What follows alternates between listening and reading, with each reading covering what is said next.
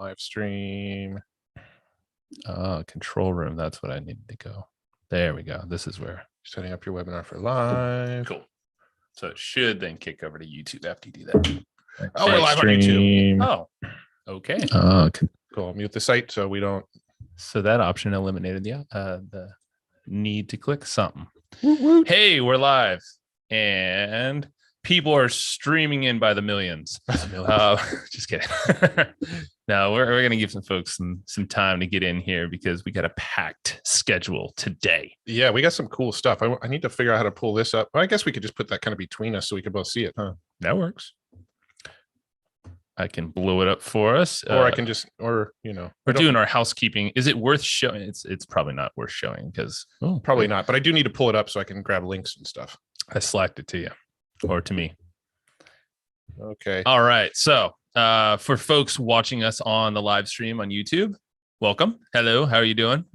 We are getting ready for our open office hours call. We do these twice a month. And this is the one where we show off a little bit more of what we're doing on the inside, some tips and tricks and news and all that fun stuff. And Matt has it up live now. Actually, I'm going to take this out of full screen. That way I can actually, see it. Yeah. There we go. Boom. All right.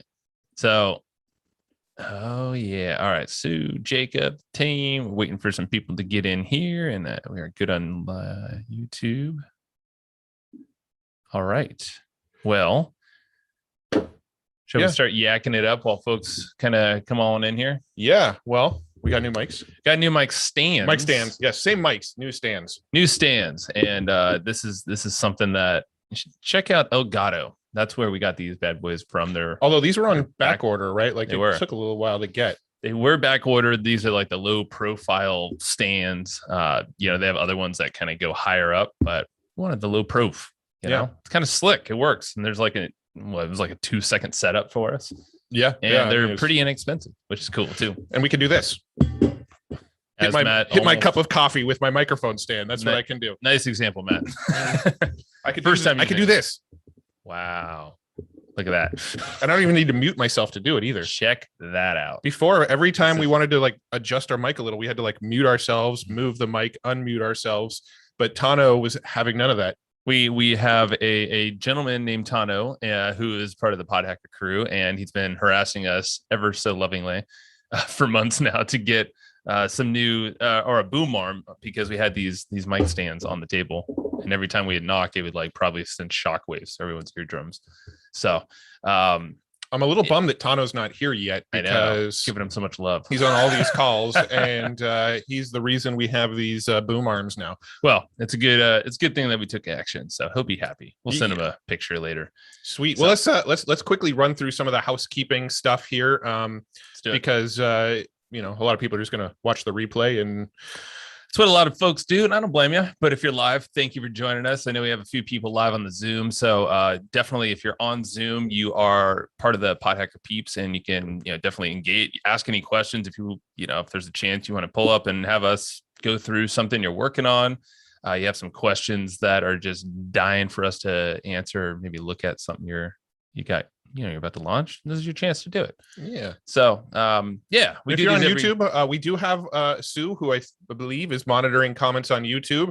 We're not paying as close attention to the YouTube comments as we are the Zoom comments. So if you're in Zoom, ask your questions here. That's preferable, but we will be kind of keeping an eye on the YouTube comments as well. Mm-hmm. But this is PodHacker office hours. It's really designed for PodHacker customers, but we do occasionally stream them live to YouTube so other people could kind of see the types of stuff we do on these live office hours once a month. Mm-hmm. So we will monitor both sides. Our next live stream for all of our PodHacker customers will actually be on September 7th at 10 a.m. It's going to be an expert session. The expert sessions are for PodHacker customers only. It won't be live streamed for free for anybody who wants to watch it. You got to be a PodHacker customer to see our expert session. It's actually a week earlier than we would normally do it, right? Mm-hmm. We normally do it on the second Tuesday of every month. But Traffic and Conversion Summit is actually happening on the second Tuesday of September. So we're going to be at Traffic and Conversion Summit, and we're going to talk about that on this episode in a little bit. So we're not doing an expert session on the second Tuesday. We're doing it on the first Tuesday. So join us September 7th at 10 a.m. for our live expert session. Mm-hmm. And I just want to make sure that we are live on YouTube. I saw that Sue is still waiting for it to go live. It looks like we are live. So yeah, I'm seeing it live on our YouTube here. Hopefully you got that too, Sue. We can always plug that in the chat too if you want. Yes, sir. Cool. All right, we're good though. Yeah, I did add some new training in the last month. I mentioned that it was coming on the last office hours. It is actually in the members area now. Luis Diaz created some cool training all about how to turn your guests into affiliates of your product. So he basically gave us like cool. a cool follow-up system. Like once somebody's booked into your show, do this. Once somebody's been on your show, do this. And the whole strategy is designed to sort of keep in touch with that guest, but also try to get them to be an affiliate of your products. And it's a really cool strategy. And that is inside of the PodHacker members area for all PodHackers now. If you are watching this over on YouTube, you're watching the live stream and you're not a PodHacker member, podhacker.com. You could sign up. It's currently open. I want to do a little show and tell. Let's show where that Lewis thing is at, and show off a little some of these goods that people might be missing out on. Here, I'm going to log in first, and then I'll share my screen because I don't know how long this is going to take me to log in. Yeah, we got some good stuff. So the members area, if you haven't been in there, well, as a PodHacker attendee, definitely, or a customer. Hopefully you're in there because there's new stuff getting added all the time, and we're going to pull it up. Just want to show you some of these cool things that might be missing out on. Do you know the login details? I do in my account. I have it all saved in LastPass. Oh, you're not logged in. No, we got Zoom and everything running through this one. Yeah, you'd have to log. I can log in on. Yeah. Anyway, not prepared, I guess. We'll circle back around to that in a minute while Joe looks up his username and password. Cool. Also, another little bit of housekeeping. PodHacker News. If you're not on our PodHacker News email newsletter, it comes out every week. Every Monday, we send out a new PodHacker News, and it's just all of the stuff that we're paying attention to. We basically are subscribed to, I don't know, 10 or 15 different newsletters about what's going on in the podcast industry. Some of them send us 30 links in a single email, and they come out daily. So what we do is we kind of look at throughout the week the hundreds of articles that come across our desk and narrow it down to like 7 or 8. Like these are the important ones you should be paying attention to right now. So that's PodHacker News. If you go to podhacker.com/news, you can get on that email newsletter there. Yeah. And here, Joe, type in your email address. Okay, quick. And then we're going to log into PodHacker and share our screen. One of these days, we'll get this show and tell. We got to show more goods here. All right. So I'm going to go ahead and share the screen Z here. And so this is the inside of the PodHacker members area. We'll save that username and password for the future.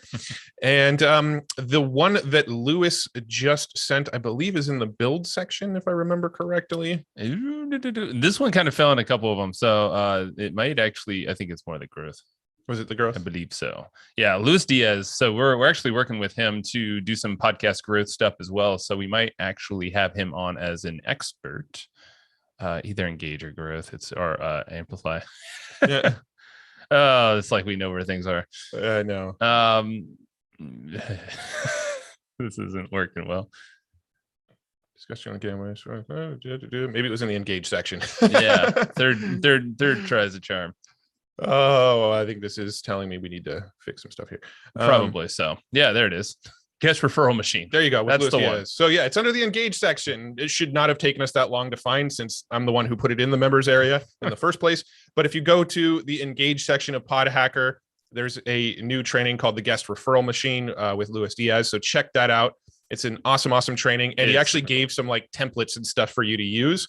And I actually remembered while clicking through here that I did make another video in the build section about how to come up with episode titles. And so check this one out. This is something that we were just working through right before this. Oh, recreation. Perfect. Yeah. Take a screenshot. So how to come up with episode titles. That's in there. That's one that I also published to YouTube. That's why it's got the funny YouTube picture. But that's inside of your members area as well. So a couple cool things inside of the PodHacker area. And what do we got next? So subscribe to the YouTube channels.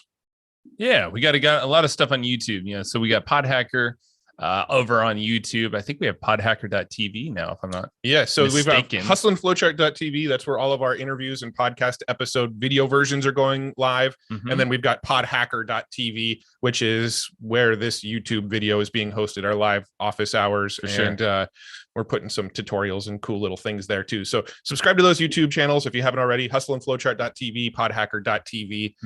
And we're putting a lot of focus into the hustleandflowchart.tv channel, which is something we'll talk about a little bit more in this episode. Yeah, subscribe there because we're doing some really cool stuff. And that's the end of my housekeeping. Yeah, we're going to talk a lot about what we're doing on YouTube. So we'll curb that for a hot minute here. And then let's talk about more little reminders. So if you haven't heard about, we have a weekly newsletter that goes out on Mondays called PodHacker News. And it's kind of like what we're doing here, where we compile a lot of the trends and news and strategies that you should pay attention to. And that's free over at podhacker.com/news. Doesn't hurt to promote it twice. Heck no. Oh, did you actually? My bad. Yeah, I think you were getting the username and password as I was explaining PodHacker News. All right, that was housekeeping, y'all. Yeah, that's all the calls to actions we got for you for now. We might have more at the end, but that's all we got for now. All right, let's just get into the cool shit. Yeah, and it doesn't look like we have a ton of live folks, at least on the PodHacker side. But any questions, definitely post them. Anything that's top of mind that you want us to address throughout this, we have a plan. So there's going to be a lot of actionable stuffs in this video. And but we want to make sure we're hearing from you too. So use all the channels, please. And Tiga confirmed that we're live on YouTube. Thanks, Tiga. Tiga, what up, dude? Good to see you, man. Long time no talk. All right, so basically we got I'd say the last couple weeks we've been heads down thinking about the brand in ways that we've never thought about our brand. Look at this, I could do this.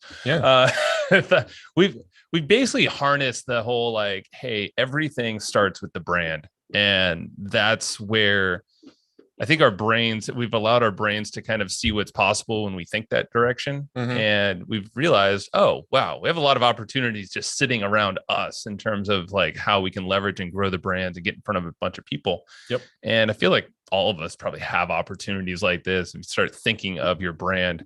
We actually recorded a podcast episode. Hey, Tano's here. Shout out. Hey, look what we got. Arms. Joe pounding on the desk. Barely hear it. All right. So what's up, my man? No, good to see you. So yeah, I mean, branding has been top of mind. I think it was not today's episode that we released on Hustle and Flowchart, but last week's about branding. Yes, I believe, right? But today's episode that we released was all about what we're doing to lean into branding. Yeah. And that's where we'll go a little deeper on this episode. Well, this live stream. Yeah, I keep saying it episode. It's all the same. Yeah, the sweet sound of nothing. It's so much nicer with these things. Yeah, we can actually like have a range of motion and like lean back and stuff. That's actually Tano was just going to say, I told you so. I know. So yeah, man. So branding, I don't know. There was like this, like an unlocking moment in our minds, I would say in the last couple weeks or so. Matt and I have been, you and I have been thinking about, we just have all the pieces in order and we've just not gone all out on the brand and growing what we believe is the most important thing of our business, because we know if we get more attention on the brand and the podcast grows, YouTube channel will grow. That's a steady thing. Like we're getting some consulting on this from some of the experts. We're actually chatting with some really big creators. So, and I feel like if you're not doing on the show soon, YouTube as a piece of your podcast, hopefully by the end of this expert session, you'll have changed your mind and realized that YouTube is probably an important place to be. Actually, on that note, remember you were just telling me yesterday, there were 3 drivers of podcast growth. Yeah, I actually have those as images here. So let me share the screen again and we'll start right here because I think this is some good stuff here. So these are some stats that came from Edison Research here. Let me see if I can kind of zoom in. Edison Research, you definitely want to pay attention to their numbers. They're like the standard, I would say. In podcasting, you see their numbers getting tossed around a lot. So when you see their trends, it's something to pay attention to. Yeah. So they did some polls. I actually didn't grab all of the questions from the polls, just the ones that I kind of found more relevant to what we're talking about. But one of the questions they asked on their poll is, in general, how do you discover podcasts most often? And 23% of people said recommendations from friends and family, 23% said searching the internet, and 15% said social media posts. So all of that, like, where are the rest of the almost all of the other like growth hacks that we talk about, they all work for the marginal improvements, but like this is the bread and butter right here, right? This is the stuff that really moves the needle. You want other people out there talking about your podcast. You want to be ranked for your podcast. That's part of why we focus on YouTube.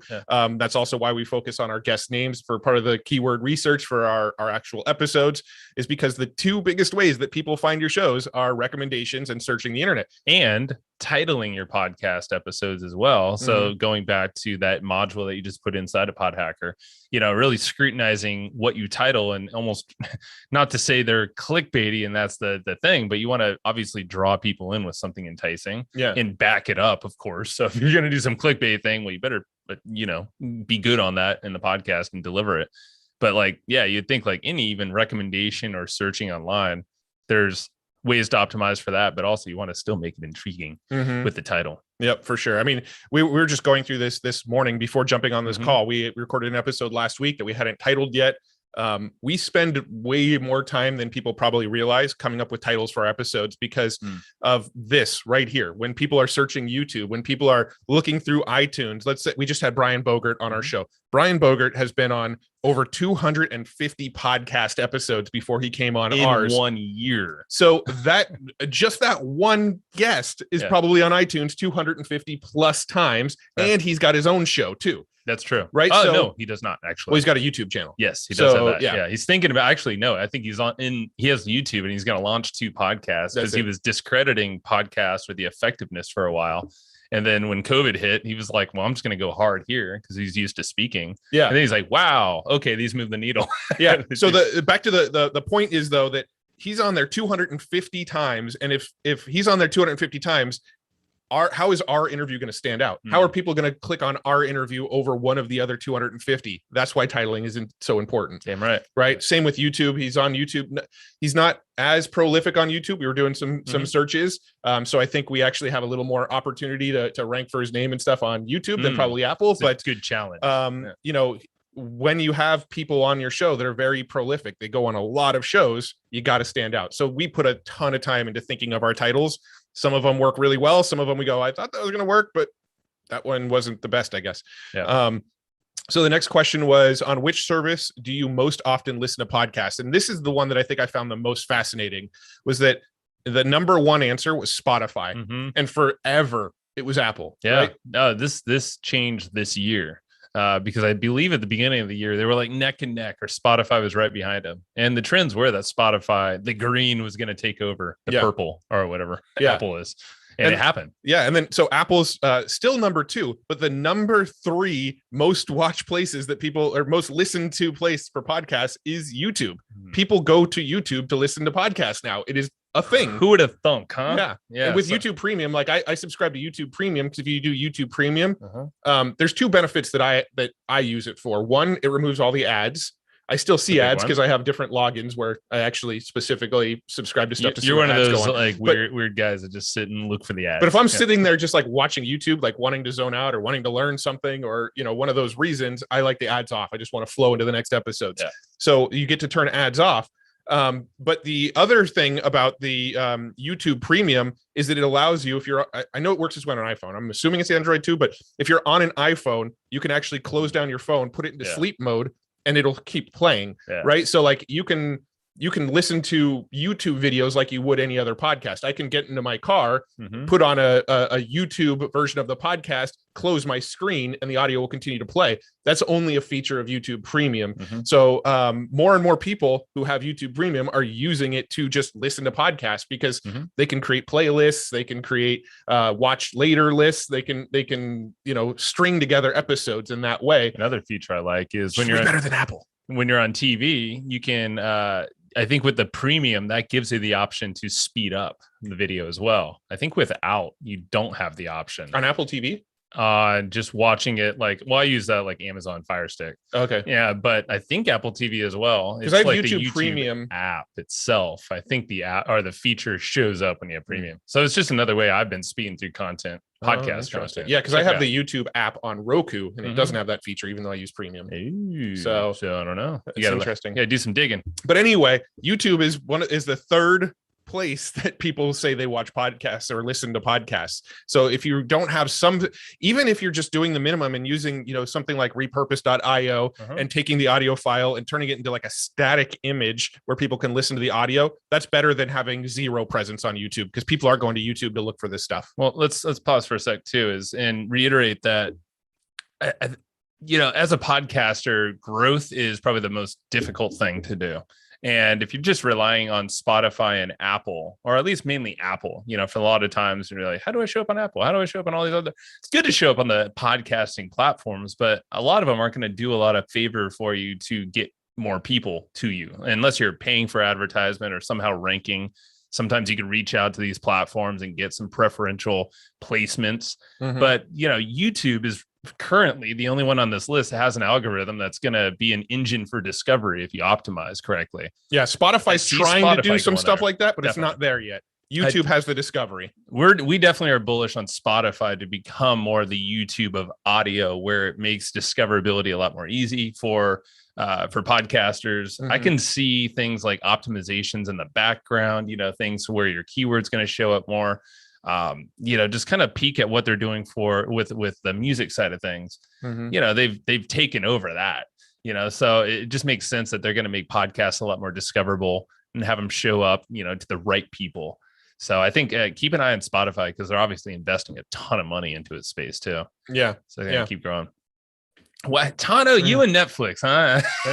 Matt's got thoughts there. Well, we talked about them last month, but I'm still bearish on Netflix as a podcast platform. I want to see Netflix try though, or do some stuff. No, I'm curious to see what they come up with, but I'm still bearish on it. I don't know. We'll see.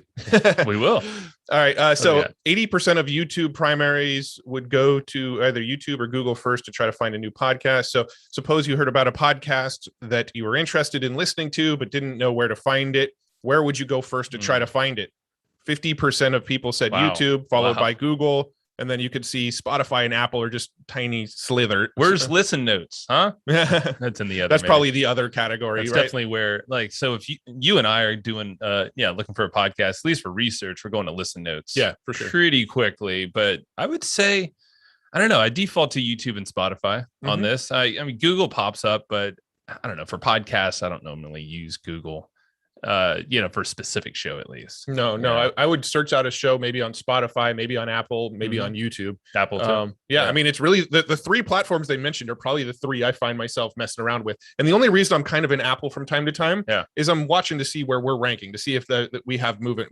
You can get a Chartable account, which will keep on top of that for you, which we do that as well. But I like to see it with my own eyes. I like to log in and see like where our podcast is showing up and It's crazy. I just find it fascinating that only 2% are searching in Apple. Like that just shows you how non-search engine-y Apple has been and probably always will be, at least from the trends, unless they completely re-engineer stuff. And Spotify is limited, but I can definitely see that growing as more of a search engine, just like YouTube is on that graph. So that's I mean, the whole thing, like there needs to be a good podcast search engine. And I know like there's things like Podchaser. That's also a good way to, look up someone's name and see where they've appeared. But I think a lot of that has to depend on the actual person or the host to say, hey, I had this person on. There might be some automated ways, or for the guest to go and say, hey, I was on this episode. Either way, I think. Right. And it's not like an automated thing. People have to go and basically say, I've been on this show, or this is my show. So listen notes is probably a little better for. I think that's like the closest thing to a Google for podcasting is at the moment. But still, I don't think it's that great. But it's a start. So I think there's something there. And Tano's saying, honestly, ever since Jobs died, Apple has been slowly dying. I mean, a lot of respects, that's probably true of the vision, and they're doing a lot more probably now than they would have with Jobs around. But I don't know. I don't know all the details of Apple all the time. But I mean, I can definitely see that opinion. I feel like my opinion of Apple ever since, what was it, 2011, 2010? Something like that. He died in 2010 or 2011 because I was in New Zealand when I got the news. And I was there for that New Year's. So I know it was either one of those years. But so ever since he died, I do feel like my respect for Apple has kind of dropped year over year over year over year. I mean, I think a lot of people. But And I'm actually PC shopping right now for my home computer. Are you? So, yeah. Oh, damn. Oh, I've been wanting to build a and gaming rig, Yeah, and Macs just aren't great for that. True But yeah, I agree with Tano on that, actually. You found a common ground. Oh no, there's a lot I agree with Tano on. I just the one thing I think that I'm not totally on board with yet is the Netflix stuff.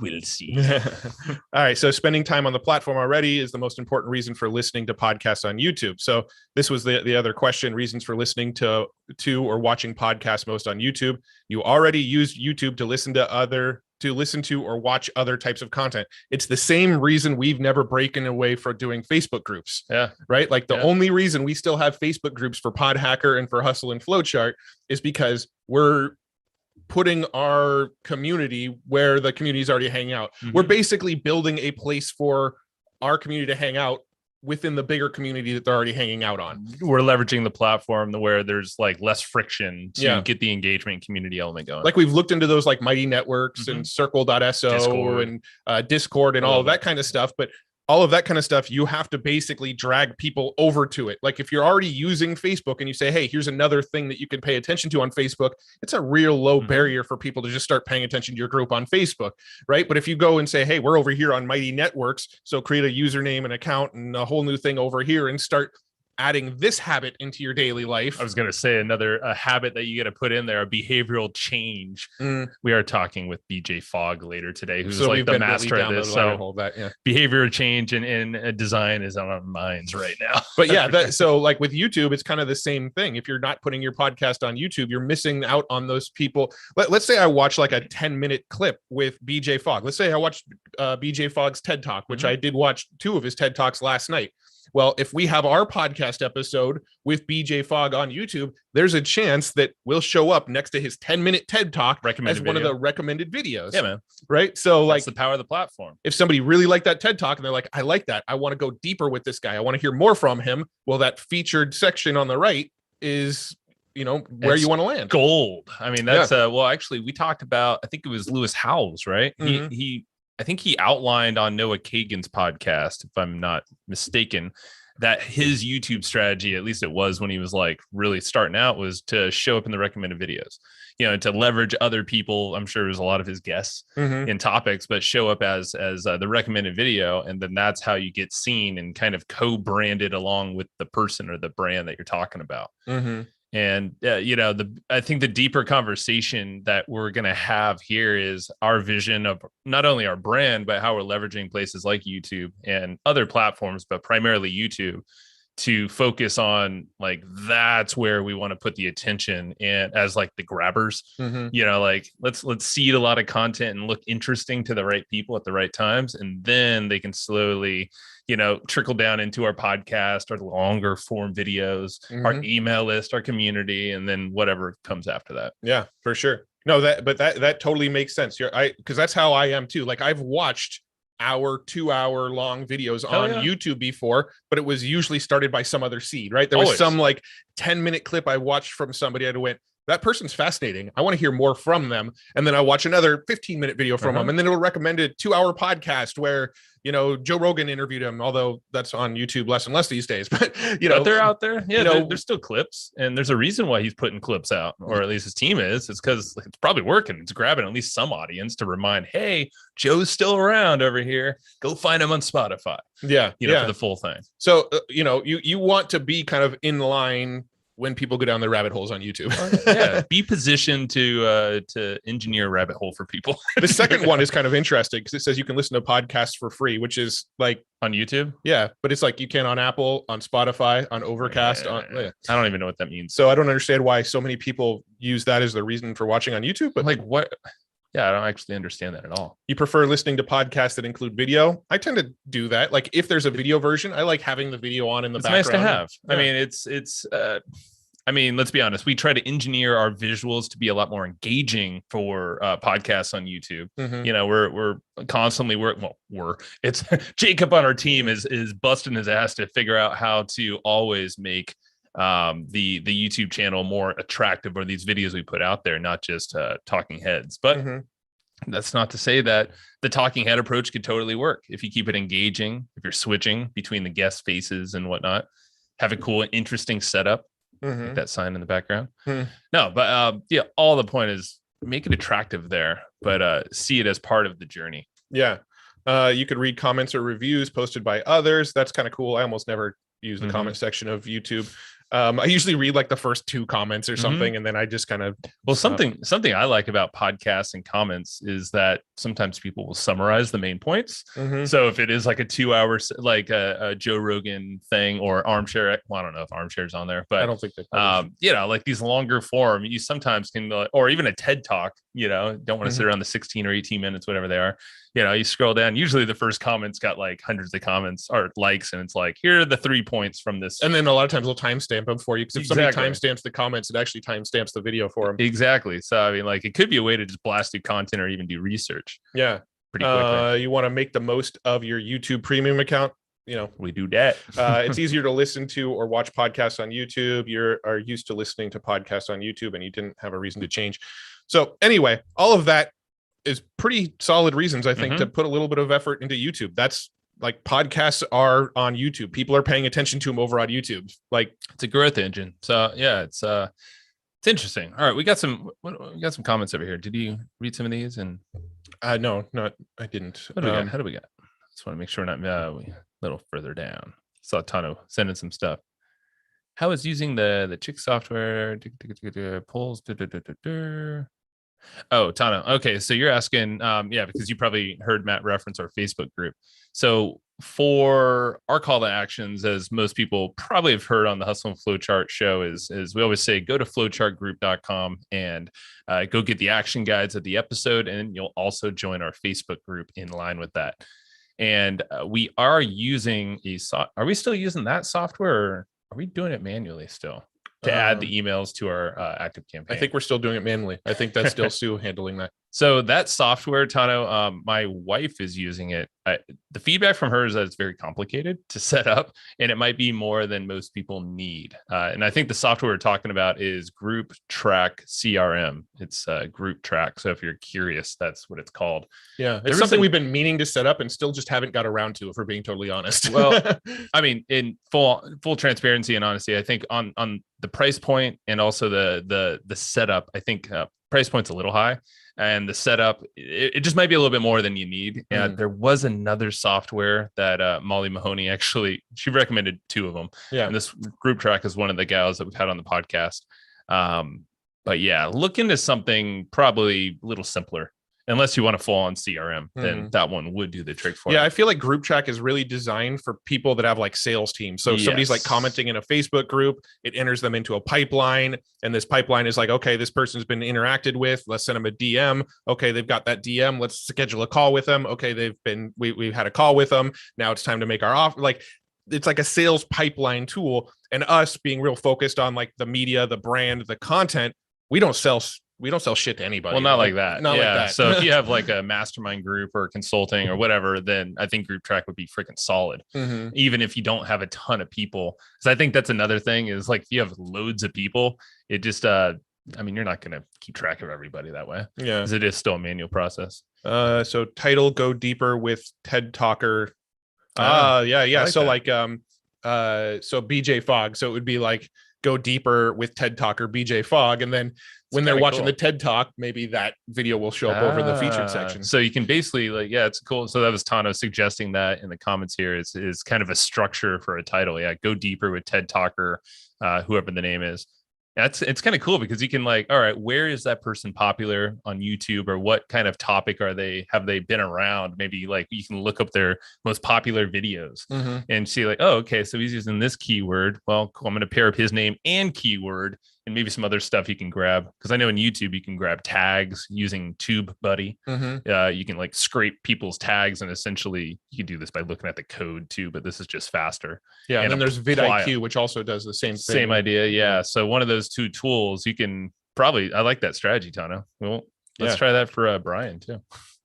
Yeah, he doesn't have a TED Talk, so it would be a little awkward. True that. Yeah, so something else that he's ranking for. Yeah, exactly. So they are missing a huge reason on the list. It's searchable, which means if you mention a podcast episode to watch and I Google it, what's going to come up in the search engine, what's the most consumable right then and there. YouTube. 100%. Like that. It is kind of surprising that isn't on the list. I know I'm not sharing my screen anymore, but it's not on the list that I can easily search. Like, but that is a big factor. Like, we did that this morning before BJ Fogg. We typed in BJ Fogg and watched a few of his other interviews and TED Talks and stuff like that. So yeah, 100%. Yeah. And it's interesting because I feel like YouTube, there was like a moment in time where like people finally grasps that that it's like Google in the sense that you can search on YouTube. You know, I don't know. I feel like that wasn't always so clear that you can just use it like a search engine. But now more than ever, Tano, you're totally spot on with it. If I want to learn something now, if I'm like looking for the answer to a question, or if I want to know, somebody recommended a book and I want to kind of get a quick book summary or something like that, my first thing is always YouTube now. It's never Google. Yep. All right. So this is a question from Samantha Riley that Sue pasted in for us. So she said, we submitted a show to Apple Podcast 3 weeks ago and haven't heard anything back. Do you know if their tech glitches from the past few months are continuing? Is there anything we can do to follow up, speed up the process? Unfortunately, I don't know. I don't think you can speed it up unless you had a contact. I mean, we don't have one off the top of our head. No, we don't have a contact over at Apple, but I do know that Apple's been having ongoing issues. They sort of redid a bunch of stuff in their Podcast Connect tool, and they redid a whole bunch of the various tags, and they had all those like tech glitches with their freaking iOS updates, where it wasn't auto downloading the episodes when people were subscribed to auto download. And then there was also some glitches recently where when you published episodes, they weren't showing up in Apple till like 24 hours after you published them. Apple's just kind of been a mess lately with the podcast. So I wouldn't read too much into it, and just realize that podcast doesn't have their shit together at the moment. Or Apple doesn't have their shit together at the moment. And it's because of Steve Jobs going. I mean, I'm just kidding. Rest in peace. But no, I mean, like, it sucks. Yeah, Apple, like, you still want to be on Apple, obviously, but sometimes you're at the whim of Apple as well, or all these platforms. Let's be honest. That's the kind of like sometimes the issue of working with a bunch of these platforms is you have this waiting phase. Apple's such a big one, obviously, but you'll get in there. I think we've had different. So I've done 9 podcasts over the last decade, and I've had some where I submitted them and the very next day I got an email saying your podcast was approved. I've had other podcasts where I submitted them and 4 weeks later I got an email saying it was approved. I've never had a podcast not get approved, but the amount of time it took is just varied wildly. And I know there was a phase in Apple where they started to cut back on the sort of podcasting side of things, and they let team members go, and a bunch of stuff was happening. And then I think Spotify started to eat their lunch, and now Apple is going, oh crap, Spotify is kind of taking over in the podcast world. Maybe we should put some focus on this. They hired a new head of podcasts, and they've actually started putting focus into podcasts again. But I think there's still a little bit of a knock-on effect from all of the crap that's happened in the past. You know what? Speaking of Apple, check the Slack. I just there was something that was not added to the agenda that I wanted to put here, because this was actually something I saw from Podfest send out. And if you scroll up a little bit more, right there. So Apple does have an option. So this doesn't help you, Samantha. Hey, Samantha. But they have this thing where share the screen. Yeah, it'd be cool to share this because everyone can at least attempt this. I saw that there's this Airtable link, and actually there's one more link that want to pop up that would describe it maybe a little bit more. Well, this does actually describe it. But you can actually go to this link, and we can share this in the chat in a second. But essentially, you can promote your podcast with Apple and, fill out this form. Well, let's look at the details really quick. Basically, at least 2 weeks lead time. This is not a guaranteed promotion by Apple, but it seems like they're willing to feature content, probably stuff that's going to be unique. If you have like an interesting guest on that's never been on a podcast, we've heard that's something that Apple looks for.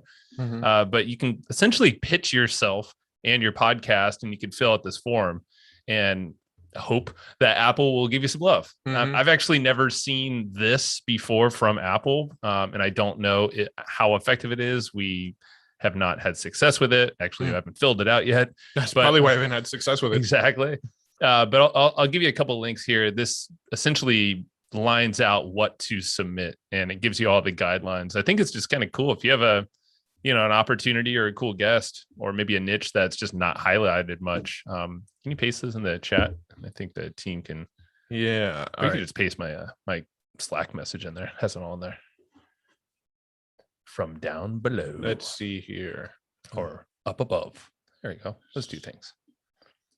Cool. I'm going to throw those in the chat so everyone else can see them as well. Where do I find the chat? Oh, Zoom. Someday I'll learn how to use Zoom. One of these days. Did it put both of those? Hosts and panelists. So you might want to just throw that to everybody. Everyone. All right. There you go. Check the chat. And there's 2 links there. Those are the 2 links that we were just showing on screen in case you wanted to try out a little promotion yourself with Apple. Yeah. Let me see. So Jacob says we love TubeBuddy, and they shared a link. He also shared a link to vidIQ. All right. So Tano, do you remember the other Facebook group software Molly mentioned? Is it cheaper but still effective? It is cheaper. I think it's like a one-time fee, but it's also I think the upfront's a little bit more, but supposedly it's a lot more simple. Yeah. I don't know. It's shoot. I would have to look up my my messages and stuff. Maybe sometime during the course of this call I'll get to you. Yeah. Maybe Sue, if you have the notes from the Molly Mahoney episode still, maybe that could be. Maybe you can help us figure out what tools she mentioned. I just can't remember if she mentioned it on our expert session that we did with you guys, or if she mentioned it on our podcast episode. It was probably on the expert session, actually. I think it was. Yeah, we've had, and if you haven't had Molly, or if you haven't seen that expert session with Molly, she's always definitely watch that. Check it out. Dwayne asked Members Pro. We're using Members Pro for PodHacker. It's not like a Facebook group tool or anything like that. I know they have some community elements that they're planning on rolling out at some point. Not quite sure when those are coming, but we're still using Members Pro for PodHacker. I don't see that changing anytime soon. So far, the feedback has been that people love the members area. So I don't really see us switching that up anytime soon. And we love Chris over there. Tano. It's called Group Funnels. Group Funnels. That's the other one. So Group Funnels, we don't have an affiliate link or all that stuff, but yeah, go check it out. But we have not used that either, but that's the one that she mentioned. Let's see. Speaking of Members Pro, did you ever figure out our batshit crazy awesome discount for us? Dude, it's cheap as hell. I think we have like a 25% off code or something like that. Yeah.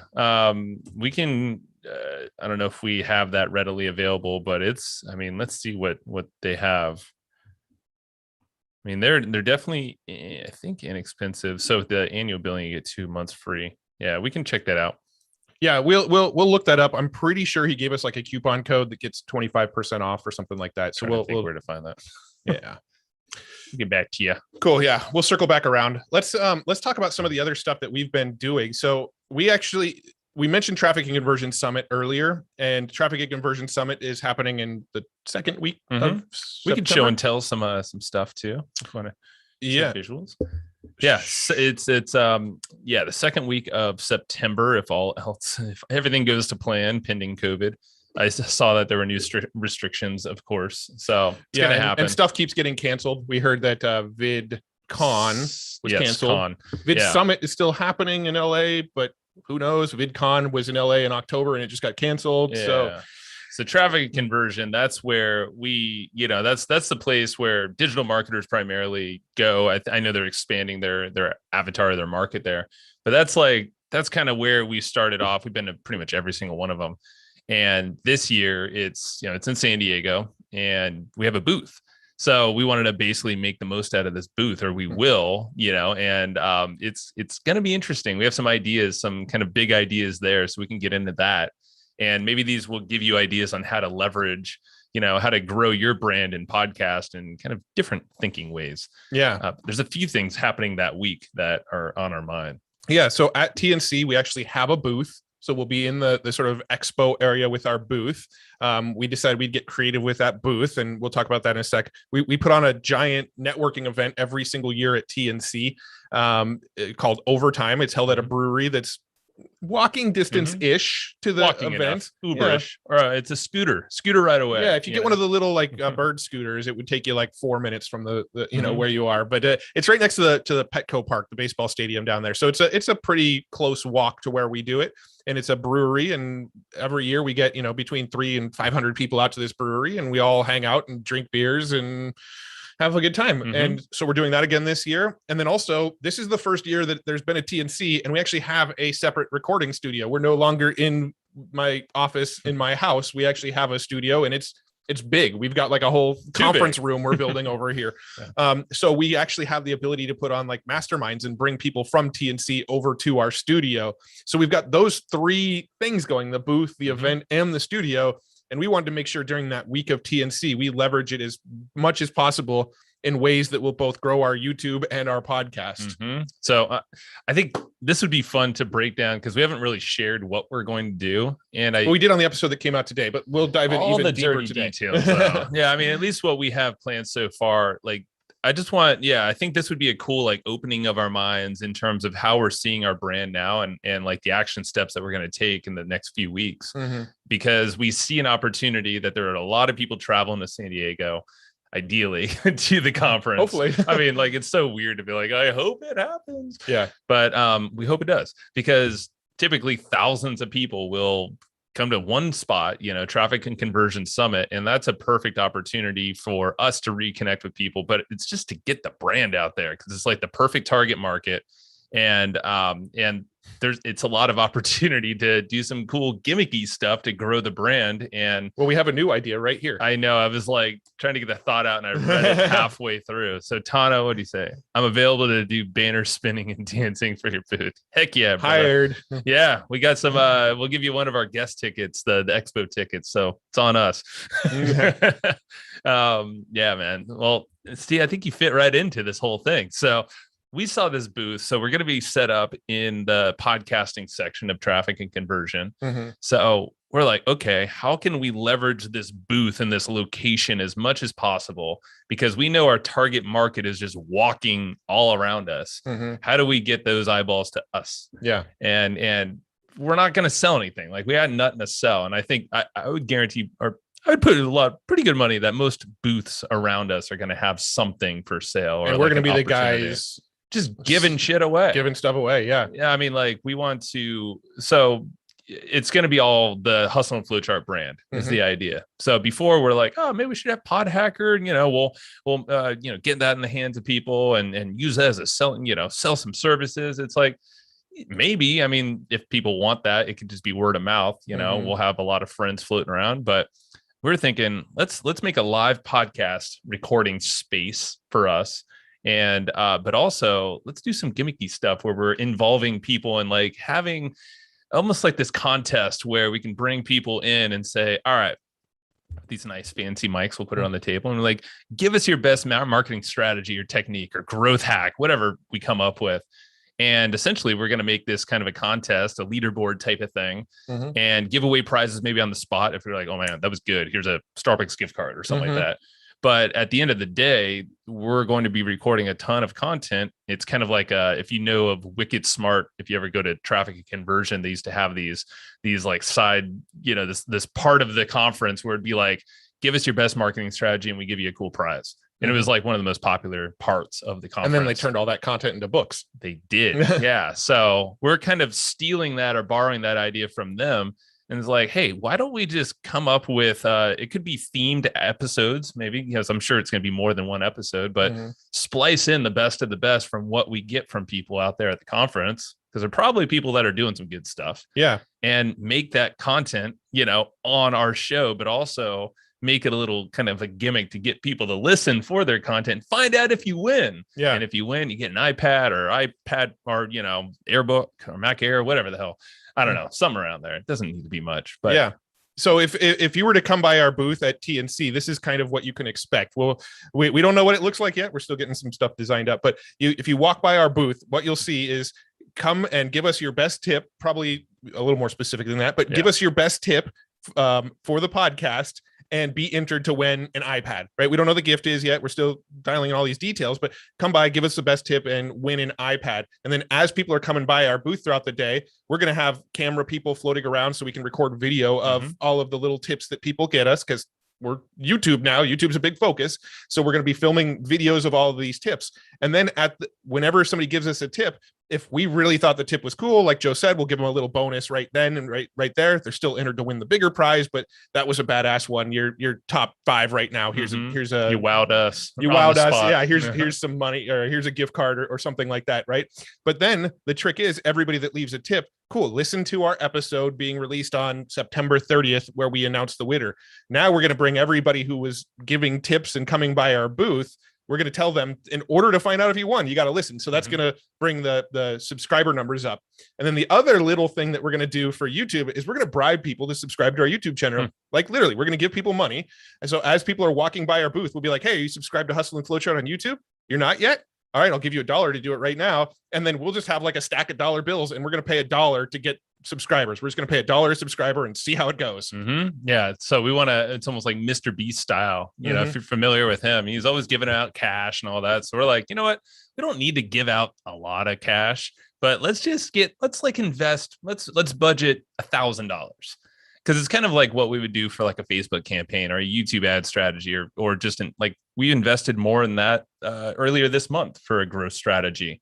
And, you know, like how cool would it be to have a stack of ones and just go around and basically just be like, hey, are you subscribed to the Hustle and Flowchart podcast on YouTube? Because we want to push to YouTube, and, you know, like get out your phone.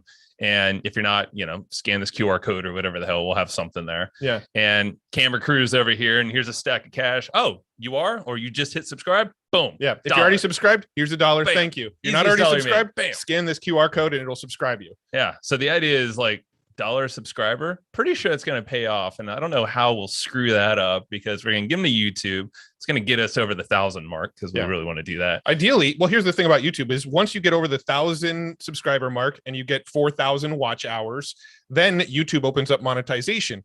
Once monetization is opened up on YouTube, now YouTube organically starts to push your video out and get seen by more. We can't let YouTube or Google catch us. We'll figure out a workaround. We'll figure out a loophole. We won't call it that, so the algorithm sees it. Maybe any keywords. Yeah. Well, Mr. Beast does it on his YouTube channel, and he hasn't gotten banned yet. What the hell? Yeah. We'll figure it out. Come on. Yeah. It's a good point. I mean, Mr. Beast is constantly doing that, and he's always bribing people on there. Or if he goes on someone else's podcast or YouTube, like Colin and Samir. Is a great channel, phenomenal channel. I definitely recommend you subscribing to that one. Props to Jacob for letting us know about it. But those are guys that we watch. And I think Mr. Beast, he was on their podcast, and he even said something to the likes of like, hey, you gotta make like, you know, bribe people essentially to become subscribers. And it's like, hey, you got to subscribe this right now. And, you know, next week you're going to pick one person by random and give him $1,000. Yeah. And well, the goal is really just to break past that 1,000 subscriber threshold and 4,000 watch hours, because once you get monetized, YouTube now has more motivation to show your videos to more people, because they make money off your videos now. When you're under 1,000 subscribers and 4,000 watch hours, they're not really that incentivized to, you know, rank your videos higher and push them above other videos that are monetized, because YouTube doesn't make money off of you in those cases. So once you get past that threshold, it gets a lot easier to grow. The hardest part is getting to 1,000 subscribers. Once you get past 1,000, it actually gets a lot easier to grow, because YouTube starts to feature you more. So our goal right now is just to get over that 1,000 subscriber hump, right? We've only started putting the focus on YouTube maybe 6 months ago. We're at right around 850 subscribers. We need 150 subscribers to go. And we're just trying to get over that hump. And we know once we get past that 1,000 subscriber hump, it's like, cool, now we're off to the races. Now we can kind of experiment even more in the growth of YouTube. Yeah. So that's the idea. And I think it's a cool little concept, is like, if you can think of ways to leverage a conference or some kind of gathering, like what kind of gimmick can you play, or something that you can do to essentially ethically bribe someone into becoming a subscriber or a listener, or both? What we do is here's our loophole, right? We go and get like fake dollar bills, like Monopoly money, and we call them like flow bucks or something. And we give everybody like one flow buck, which is later redeemable for a prize or $1 in cash. I like that. Or we can even we can mint NFTs just for traffic conversion, give out 1,000 of them. And everybody's going to want the Flowchart NFT, aren't they? Of course, everyone's going to want that. That gets complicated, but you see the point. So we're seeing this opportunity with the booth specifically, and with a gathering. This is what we've done with the networking events that we put on too. So we've done these over time, these brewery events, which is kind of like the second component of this week. Is basically, that's a spot where it's just really cool to leverage other people's spaces, in terms of a brewery. And the way we set it up is, we're working with group of us that basically love the brewing process. They take care of all of that. But at the same time, we have access to this whole space and the ability to brew on those for free. And the idea is that's another part that we could put the brand. And we actually started doing that, 2 years ago, last time there was a live event there. Haven't we done 3 overtimes there now? Yeah. But I'm saying the last one, we actually had like a step and repeat banner. Oh, yeah. We really started getting sponsors and marketing and all that kind of stuff at the most recent one, which was back in 2019. Yeah, a year and a half or whatever. But that was the one where we finally realized, we're like, wait, hold on. We have a lot of attention here with these people. They're not necessarily coming for us. But, the folks we were working with, they don't really want to be known as the faces, I guess. It's kind of like more behind the scenes. It's fun times. So we've just kind of sat in that seat and we're like, cool, this is a perfect opportunity to show the brand further. It's a little bit more of a social proof play because we're getting some, like you mentioned, the behind the scenes B-roll. We didn't really harp on that too much, but we're actually going to hire someone with really nice equipment. He has an eye for what would fit into a nice story arc, steady cam, all this crazy stuff. He's going to kind of float around at the booth, at the traffic and conversion, at the brewery event. And all of this is going to be essentially a bunch of B-roll that we'll be able to take and use in a ton of different videos. And just think of kind of like the social proof cred, put that on YouTube videos mixed in with kind of gimmicky stuff. Yeah. And the other thing too is like the step and repeat banner, right? The thing that we did last year was we had people come and take pictures in front of the step and repeat, and then we had like a hashtag that we wanted them to share, and then you start seeing that hashtag on Instagram and on Facebook and on Twitter, and now all of a sudden the Hustle and Flowchart brand is in the background of all of these pictures that are spreading all over the place, right? And so we want to do that again, but I think we want to do it even more methodically, like put it outside as people are walking in and as people are coming in the door. All right, let's get a shot of you real quick first, and now like pretty much everybody coming to the overtime event, we've got pictures, we've got pictures of those people with the Hustle and Flowchart brand, boom, right behind all of their heads. And when we share these pictures, they're going to share them around on Instagram and Facebook and all those places. It's always the case, yeah. And it spreads the brand and it spreads more awareness for the next overtime event and just lifts everything. It lifts everything. Well, there was an article, and I wanted to share this thought really fast. It was actually Roland Frazier sent it to us. And it was talking about how there's a need for just marketing professionals to work with creators on specific things. Essentially, there's a bunch of opportunity for, if you understand marketing and the creator space, they need a lot of help, and there's a lot of opportunity for all of us to collab together. But one of the things that article said was the whole thing of going offline with your podcasts is, and creators, actually, I was talking more about creators, but you see more podcasters go that direction. And hopefully when things open up a little bit more, and a little safer for across the board, it'd be really cool to kind of start thinking about how you can integrate some offline stuff to grow your podcast, or at least have more of a deeper connection with your people as well. That's kind of what we're trying to create with the overtime event. It's not really us like doing a podcast live, but it's bringing a bunch of people that either know us or would like to know us and what we do, and just making it a little bit more physical. Well, yeah, it gives us that opportunity to connect with the people who listen, right? Like every year when we do the overtime event, maybe 50% of the people that are there as a result of us, and the other 50% is, some of the other groups that are involved in promoting this event. And inevitably we get we work the room and talk to people, and we learn all these people that are listening to our podcast, and we get feedback from them. What's your favorite episode? Which ones didn't you like? Do you like it when we talk about this kind of thing? And what don't you like it when we talk about? And we get all this feedback direct face to face. And those people that give us that feedback, we then go and record podcasts and, shout them out, talk about them. Oh, we were talking to Ryan Carruthers the other day, and he suggested we do this. We shout these people's names out on the podcast. Now we've just created a bond, right? We've met them in person. We've talked to them. They gave us some feedback. We shout them out on the podcast. Now we have a listener for life. We have somebody that we actually have a relationship with, and they're not tuning in to listen to these marketing guys that are up here and they're down here no, we're all on the same level now. Now you're a friend listening to a friend's podcast. And I think that's always the feel we're trying to go for. I like that. Friends chatting with friends. What do we got here? let's see. Tano said, if you guys have time, go to a trophy store or minting company and get Hustle and Flow cash coins made. That's a good idea. Yeah. With your faces on them, make 100 because they'll probably cost you $10 a piece. And then barter them for interview spots on your YouTube channel, podcast, or blog post. That shit will go like fire at TNC. I like that idea a lot. That's really cool. See, it's just thinking out of the box, man. And then you have enough people around you. And if you make it kind of like a show, like this is what we want to do, is bring a bunch of friends to our booth, make it feel like it's a place you want to hang out. I mean, that's kind of the feeling that we just want to do all the time. I mean, that's what we want to do here with folks in PodHacker. We have people kind of peeping from the outside on YouTube. On our podcast, our guests basically say, hey, it just feels like that was a cool hangout session. And so in person at Traffic and Conversion, we want to have people hanging out, but also a couple of camera guys hanging around. Yeah. Like, who's this Steadicam guy that, like, what are they doing? Are they important? Yeah. No. But, another B-roll guy, whoever's, we're going to have a lot of help there from our friends. Yeah. And I don't know. I feel like that would make all these little gimmicks like Hustle and Flowchart cash or Flowchat cash. Flow cash. Yeah. There's no chart in the cash that Tana was saying, but yeah, cool. I like it. And then the third element, I want to kind of move through this one fast because like we're about 1% of what we wanted to talk about today right now. Wow, that's a lot. Yeah. So the third thing is we've got the studio here. The big plan here is to do like a mastermind. So bring out 10 or so people that come to town for TNC and just sort of all help each other grow. It'll probably be like an invite only thing because we only have so much space here. It's like maybe 10 people. But the idea would be to like film it and turn that mastermind into even more content for YouTube.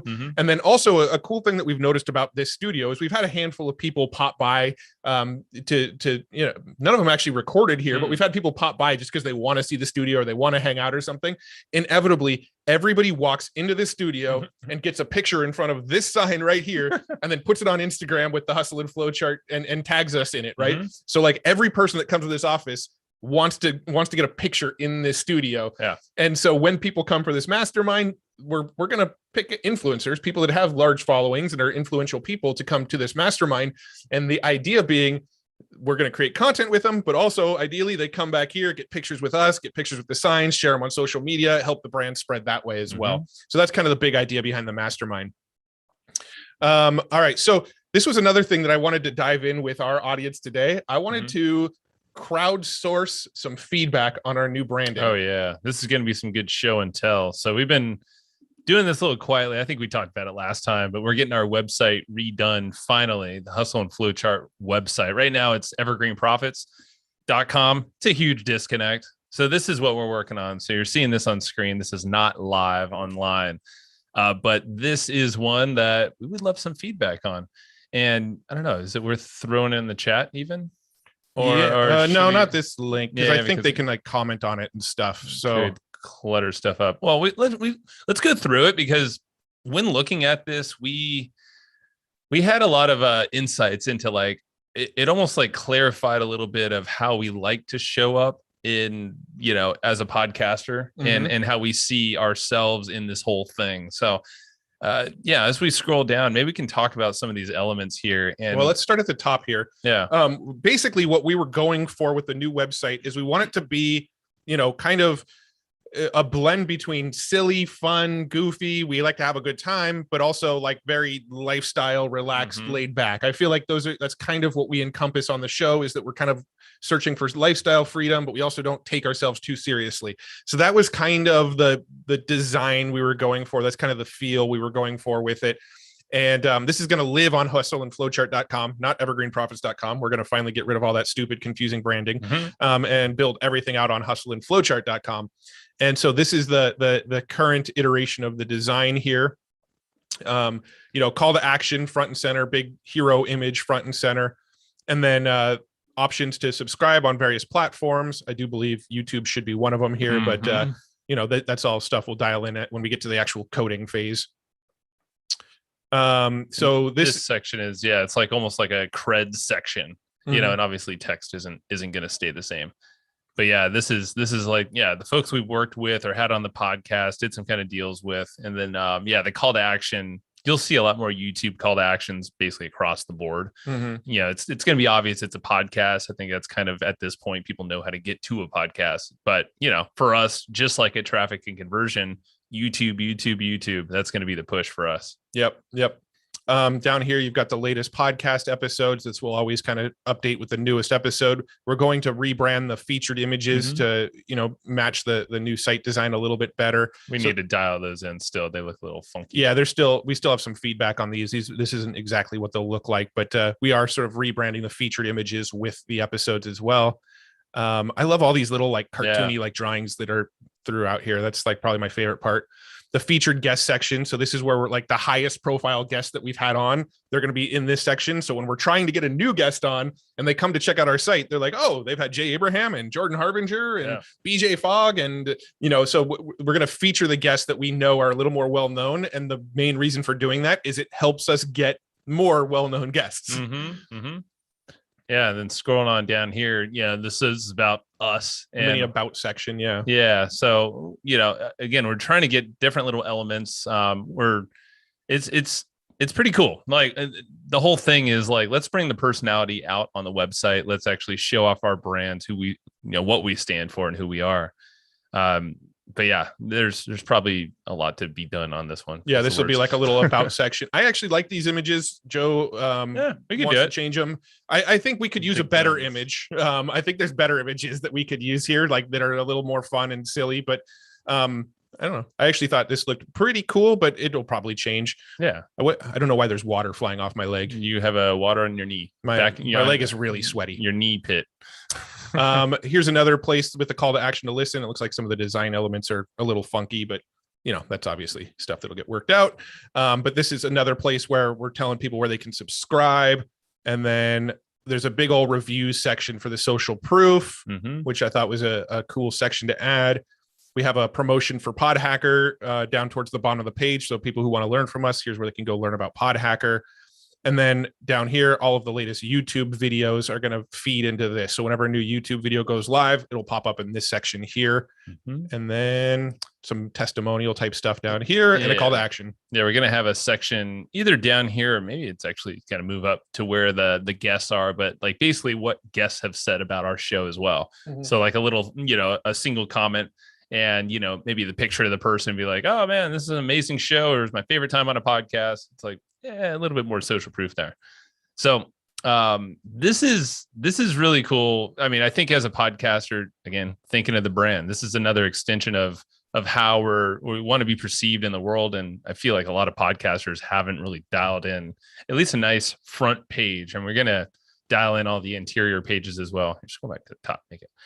Yeah. One thing I was going to say is this little thing down here is actually going to scroll with the page. So you actually have a player that kind of hovers at the bottom of the page. So you can press play on our latest episode whenever you come to our website and hear whatever the most recent episode was. Yeah. And let's do a shout out because Studio One Design is who we're getting this made through. Greg Merrilees, he was on the podcast. So if you're looking, if you're willing to invest some more money, you know, not just a template that you could just find out of the box or use Thrive Architect or something, which are great, you know, and that's what we've used. But Studio One Design, those guys will dial it into your specs, and it's basically unlimited, you know, revisions on the looks of all this stuff. Can't recommend them enough. And actually, pull up Jordan Harpinger's website really fast. Yeah, there's a lot of inspiration we're taking from Jordan Harbinger's site. And so Jordan Harbinger, huge podcaster, of course. Studio One Design also did his website. It's a newer design, and you can see the floating player down at the bottom too. So I would say take a peek. Yeah, we did take a lot of inspiration from him, mainly the structure and kind of some of these, like, what are these unique elements that we can really show our brand off. You can see he has these little sketches, and it's kind of funny, but like there's a lot of stuff that T-Pain, well, you can't auto-tune your way to happiness. That's a good one. But yeah, I mean, so start peeking at some of these podcasters that really lean into their brand, because I think this is how you stand out. You know, we had Lisa Beyer on the podcast, on the expert session 2 weeks ago, and she was talking about PR and podcasting, and you know how you can write, you know, press releases around things like this. Like we're going to definitely have one around our website. Oh yeah. There's another cool tip. I think it's in the, it's later. If we get to it, hopefully. Yeah, maybe. But think about all these things of like excuses to come up with, press that you can post or social media things. I mean, all of this is just going to get more attention on your brand. Yeah. So if anybody's watching this, if you're watching the replay later, you're watching the recording on YouTube or whatever, let us know if you have any feedback. We'd love anything that you spotted while we were sharing it, any suggestions that you would have on it. We're open to it. We just wanted to kind of give you a peek behind the scenes of what we've been working on. And yeah, if you guys have feedback, we would love to hear any of that. Sweet. Alrighty. So let's move on here. We could probably run through some of these other ones pretty quickly. These are just some of the other things that we're playing around with right now in our business. And then we'll dive into the news here in a minute. I can't believe we're an hour and 10 minutes in and we haven't got to the news yet. All right. So we're continuing to get the video stuff more and more dialed in with YouTube growth. We've talked about that plenty.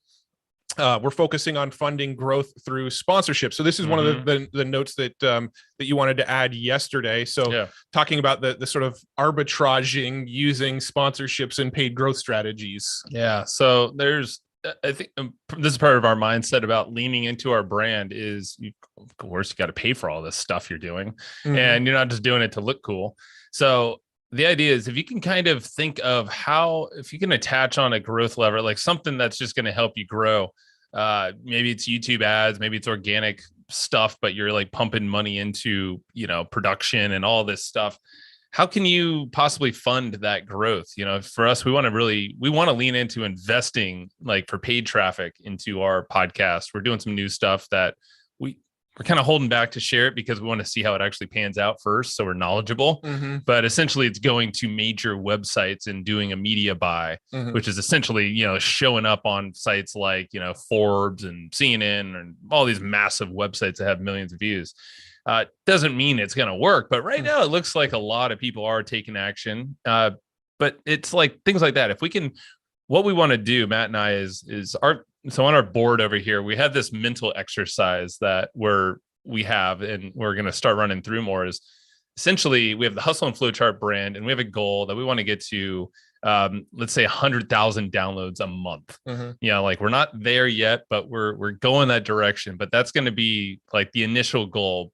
But so in between, like where we're at right now to there's a gap. Like there's a gap in steps that we want to really work the plan and focus on, not just do everything, because that's not how we're going to do it. That's just way too much thrown at the wall. So we figured, okay, if we could figure out like 3 growth levers that, there's Instagram stuff you're looking into, Facebook ads, of course, these things have worked for us. But, if we can have something that we just know, cool, we're going to invest into this. We know that sponsorships can cover those new eyeballs and earballs that are coming along the podcast and YouTube channel. So sponsorship deals, we have the process for that. It's in PodHacker. It's always worked for us. We've actually never been turned down in terms of any of these. So with this in mind, we want to figure out what are the few growth levers, like the 80-20 or 90-10, that will get us to our goal. And this could be an exercise you can do, is like, where are you at right now? If downloads is your metric or your KPI, cool. What's your starting point? What's the point you want to get to? And what's that gap in between? So you really understand what to focus on. Yeah. And understand also that people will pay for that growth. Like it'll basically, you can arbitrage that attention you're bringing in and have someone else fund that growth for you. We look at Roland Frazier, what he's doing over there. There's a lot of cool, like he's running ads. There's a lot of interesting stuff that he's doing in terms of sponsorships. There's a lot of folks, there's bundling. It's kind of taken what we do, and he's exponentially grown with that as well. So if you can kind of think of like, what are the areas of your brand that you're growing? Well, those are all opportunities you can sponsor and have someone do a brand deal or some kind of collaboration and help cover the cost that you're investing. That's kind of the mindset we're working with right now. Yeah. It all kind of came from this like Gary Vaynerchuk thing that he said at TNC a few years ago about all we're doing is trying to arbitrage attention. We're trying to grow attention in one place and then sell that attention, right? So if we grow a podcast to 100,000 subscribers, there's brands out there that want to get in front of those 100,000 subscribers. They'll pay us to get access to that audience. So that's the big goal. And we're kind of learning how to arbitrage that right now. So for example, if I can figure out a way to spend this is just an example. We don't have a specific way yet, but if we can spend $10,000 to grow our podcast by 100,000 subscribers, or by 100,000 downloads per month, sorry, if we can spend 10K to get 100,000 downloads a month, and that sticks, like those subscribers actually stay, well, we can monetize those 100,000 subscribers a month for way more than the 10K we invested. You know, we could probably go and charge $7,500 a month for a sponsorship and be in profit by month 2, you know, things like that. So we're really thinking strategically like that of how do we spend money to grow this audience, knowing that once we've grown the audience to the goal number, we will actually get a return on that investment. We're seeing this podcast as an investment that we're kind of putting money into. And then at some point, we're going to turn around and pull the money back out of it through sponsorships and brand deals and things like that. Yeah. This is a real quick thing. We've actually started using Riverside for all of our podcast recordings instead of Zoom. Riverside, there was a thing where it kind of like cut off our heads when we were recording. So it looked like you only saw half my head and half Joe's head because the window was real narrow. And they had an option to expand it, but it didn't expand it wide enough. And so the reason we weren't recording with it is when we were talking to our guests couldn't actually fully see us because we're two people sitting side by side, and it was designed to be focused on one person. They've since fixed that little issue, and now our guests can actually see us in the full screen. And that little bug was holding us back from switching to Riverside. And now we're using Riverside for all of our recordings. So the ones you've seen so far weren't Riverside, but Armand Morin is the episode that comes out this Thursday. And from Armand Morin on, we've been using Riverside. Riverside's cool. Yeah. So just think about the video quality. I mean, Zoom compresses the heck out of video. Yeah. And Jacob will tell you more than anybody else that gets annoying. So yeah, Riverside.fm. I mean, they're releasing new stuff all the time, kind of like Descript. Yeah. Like Descript's another one. It's like, have those two on your radar, because I think they're really honing in deep on really taking podcasts to another level. Yeah. Riverside for the recording and all that. Descript for once it's recorded. That's right. You could probably run a very, very, good, well-edited podcast using nothing but those two tools. Now that we have noticed some audio issues from time to time with Riverside, we still record our audio straight to our Rodecaster Pro mixing board here. So the audio you're hearing on our podcast is actually off of a mixing board, but the video you're seeing is straight out of Riverside, because if we're going to put the focus on YouTube, we should probably be getting the best video quality we can. You're dang right. Let's see. What's this here? So Tano said, I got some notes for you. One, the branding above the fold is solid. You know what? I'm going to come back around to this. That's a good, thank you, Tano. That's a good message with a lot of feedback in it. So yeah, I'm going to keep with the flow here, and we'll circle back around to that. But I appreciate all the feedback you're leaving here. So we're shifting a lot of our educational content to be released on other platforms. So things like Skillshare, other people's members areas, doing live streams on other people's audiences. The more we focus on putting content in other platforms, it seems like that's been a pretty good growth lever for us lately. Other podcast guesting strategically. Yeah, man. I mean, so there, platform thinking. This is something that we've talked about this for years, Matt and I have. And really, it wasn't until recently we're like, this is more than ever. This is the time to go deep on this kind of stuff. You can't edit your own doc, huh? I can't, because I'm logged in as a different user or something.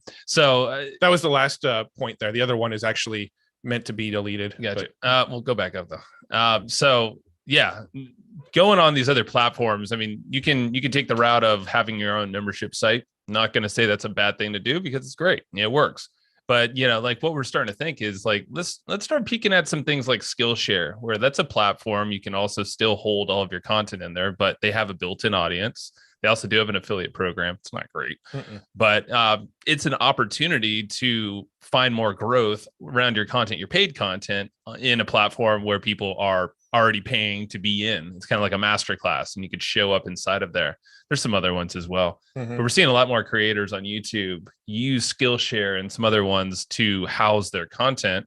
And it's kind of a no-brainer way in. So what you get paid, their structure is basically you get paid on the amount of viewers or the watch time that you have on your content. Yeah. So basically they have like a pool, like a certain amount of the revenue. There's a pool for creators. And then whatever percentage of views you got for the month, you get that percentage of the pool. So let's say there's $100,000 pool. You got 10% of the viewers 1 month on your content. You make, $10,000 that month because you get 10% of that $100,000 pool. So that's the way their model works.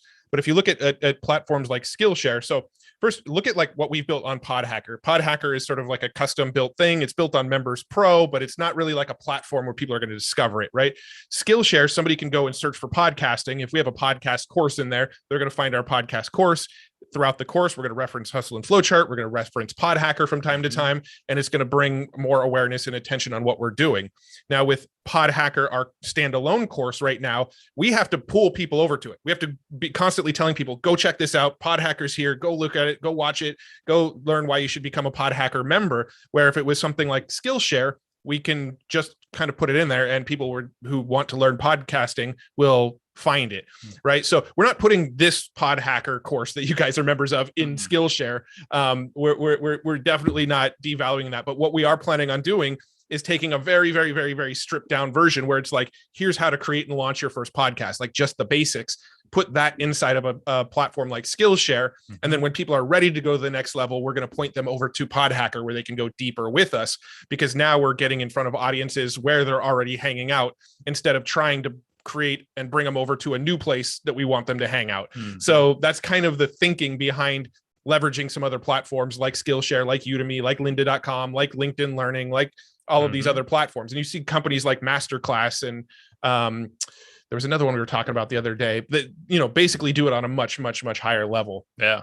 So it's, I think the big thing that we're trying to get out of is the doing of a lot of pieces of our business where it seems like we need to be the sources of growth. Like we need to be the marketers of everything. And when you're managing obviously multiple brands, like PodHacker being the other brand outside of Hustle and Flowchart, it gets a little tedious because you're trying to balance all these things. But at the same time, that's why platforms exist with the built-in platform audiences and algorithms that they all have too. Cool. Well, I'm going to break into news. Or let's break into the news. God, waited long enough. Huh? Let's break into the news. I'll go ahead and just share the screen on this because I'm going to be pulling up a lot of links. Yeah. All right. So the first one that I found, Spotify rolling out open access to the third parties. I think we mentioned on one of our last expert sessions that Spotify is doing monetization, right? You can have sort of premium content on Spotify in the same way that Apple just rolled out the subscriptions on podcasts, except Spotify pays a lot I think they pay, is it all the money? Maybe for the first year or something. Yeah, I'm not sure. Some structure. I'm not sure what it is. But right now they're only rolling out this stuff to a limited amount of platforms. So these are, you can see on the screen some of them that are getting some of this access to the premium. What do they call it? Open access feature. Yeah. So companies are starting to get access to this. So what does this actually give you? I guess let's get clear on like what is open access.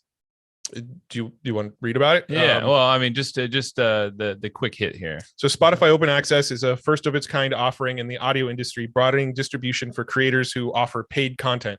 The system enables creators with existing paid content businesses to activate their customers on Spotify, and it allows Spotify users to unlock and listen to content they paid for via third-party services.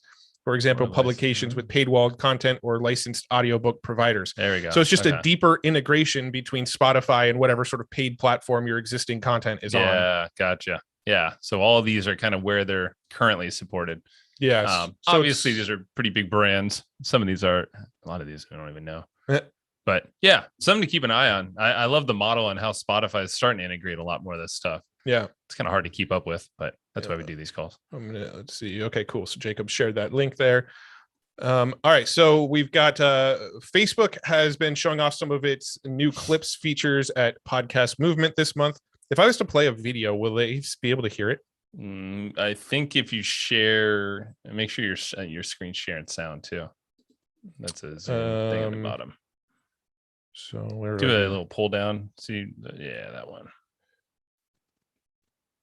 I don't see anything about sound. Well, close out of that one. It might not be. Maybe I have to start and stop. I'm not sure. All right. So I'm going to stop sharing and then I'll come right back. So let's go ahead and Where is my share screen? All right, so share sound, and then this is Google Chrome. This video might not even have sound. That'd be funny. All right, so here's a video that they shared, that Apple share or Facebook shared at Podcast Movement. So I actually haven't watched this yet, so we're watching it all for the first time together. Okay, I don't think it has sound. I just spent. All right, so clips will help drive discovery and distribution for your podcast. That was a great looking video. Jesus. This was a video they shared on the screen at Podcast Movement. Basically, what it is you can clip out. Yeah. No, this is a sort of a low quality video. It was probably Twitter compressing it, to be honest. Yeah. But basically, what this is you can listen to a podcast and you can find like a little, like let's say there's like a little 20-second clip that you really enjoyed about that podcast. You could narrow down to that 20 seconds and share just that 20 seconds on Facebook. And when you share just that 20 seconds on Facebook, Facebook is going to be able to link to the full podcast so people can go and listen to the rest. So now on Facebook, like if we have an episode and we want to find, like, you know, at the very beginning, we always do our cold open where it's like a little 15-20 second clip that's like, here's a real cool, intriguing clip from the episode. You can take those clips, put those on Facebook. People are going to hear that. It opens a loop in their mind and they're going to want to listen to the whole episode. So a pretty cool sort of sharing strategy that's going to be rolling out on Facebook. You know what I like about that is Facebook. It looks like these could be part of your stories on Facebook. And what, at least Matt and I, what we found is whenever we share stories, let's say on Instagram, because you can share to both at the same time. We're definitely not experts on this whole sharing, but in terms of reach, like our Facebook reach is ridiculous in terms of these little shareable things. So if that's the case, I mean, this could be an amazing way to, tell when new episodes are going live, or maybe, you know, hit up some old episode that needs some love. You felt like it didn't get the attention it needed. Well, these are probably great features to do that in a story form. Probably some of these other ones. Yeah. And there's some like get caught up. So like if you start tuning into some podcasts, but don't finish, you know, it'll actually start recommending them inside of your news feed. Nice. You know how Facebook works though. A lot of times they'll roll out really, really cool stuff. And then it may not get as adopted as Facebook wants it to. And then they just, one day it's not there anymore. So we'll see how this pans out. To me, it's pretty exciting to be able to share like a little clip. And then if you want to hear the whole episode, you know, click on the clip to go over to the whole episode. I think, does Instagram allow you to do that already? Or Spotify allows you to do it. So maybe that's linked to Instagram. It's something like that. Maybe, but Instagram's owned by Facebook. So I think all of it's going to be very like sort of tightly integrated over time. And, you know, Facebook and Spotify have like a real close relationship with each other. Sean Parker was involved in both companies. So there's that overlap there. Yeah. But, so here's something at Podcast Movement, Mark Cuban and Fallon Fatimi, they are the founders of Fireside Chat. They made a comment and said that podcasting is old, tired, and beat up. There's only one way to monetize, by lying your ass off to secure sponsorships. What are your thoughts on that comment? Well, Joe? Jacob was actually there, so I don't know. Jacob was there. I don't know if Jacob has any thoughts, or if you want to pop in here and elaborate on this. Your call. You don't need to. We talked about this, Matt, and let's see. It was BS.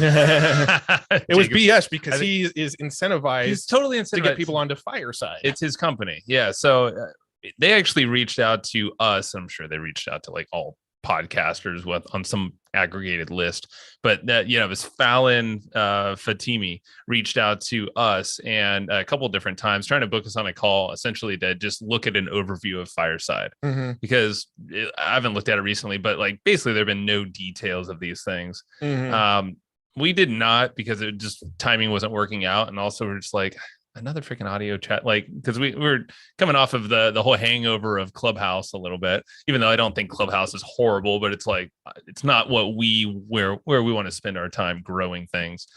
And, you know, it kind of looked like another Clubhouse. Maybe it is, maybe it's not. It's probably not, but I don't know. It just didn't feel like something that we're like, but this statement, come on now. Well, here's the podcast, tired and beat up. Yeah. I mean, if we're talking about Fireside, I think the thing I don't really like about Fireside is I used to get on Clubhouse and listen to these sessions, and a lot of times it was just the same stuff repeated over and over again, right? You might go into a session that's like how to grow a podcast, right? And people are just jumping in the room, sharing their podcast tips. But after 20 minutes or so, different, like the room had turned over and there was different people in there, and you just started hearing the same tips over and over and over again, right? Fireside is basically Clubhouse, but they also allow you to record and then push your audio to a hosting platform. And now it kind of turns into a podcast automatically. there's no way in hell I want to listen to a 2-hour long podcast episode of people having a Clubhouse chat. I didn't even want to listen to those live very often. So why would I want to go and listen to those recorded? So I'm just not a fan, but that's just me. That's just my tendencies. I don't see myself listening to something like that. Yeah. And Tana said, like, it's like Gary Vaynerchuk saying email marketing is dead. Whatever. Yeah, exactly. It's true. Well, here's the thing. Like, we're kind of speaking out of our asses a little bit because we've never used Fireside, and honestly, I've not seen any details of how the hell it's even structured. So that's what we do, though. we got to have opinions. We do have opinions. So it seemed like, so when they were approaching us and probably many other podcasters for feedback, I heard that they were also hitting people up for investments. And it's like, it's a little weird approach, especially when there's nothing public being shown about this thing. Yeah. And impressed with it, like it just didn't have a lot of details. And then a statement like this in front of a podcast movement, it's pretty damn bold. It's obviously what Cuban does. And he's invested and he's going to get attention because of stuff like this. But we were chatting about this yesterday. I feel like apps like Fireside and Clubhouse, maybe Green Room from Spotify, those can be all kind of like these just discovery areas. If you choose to spend your time there, they could be great spots to get in front of new audiences.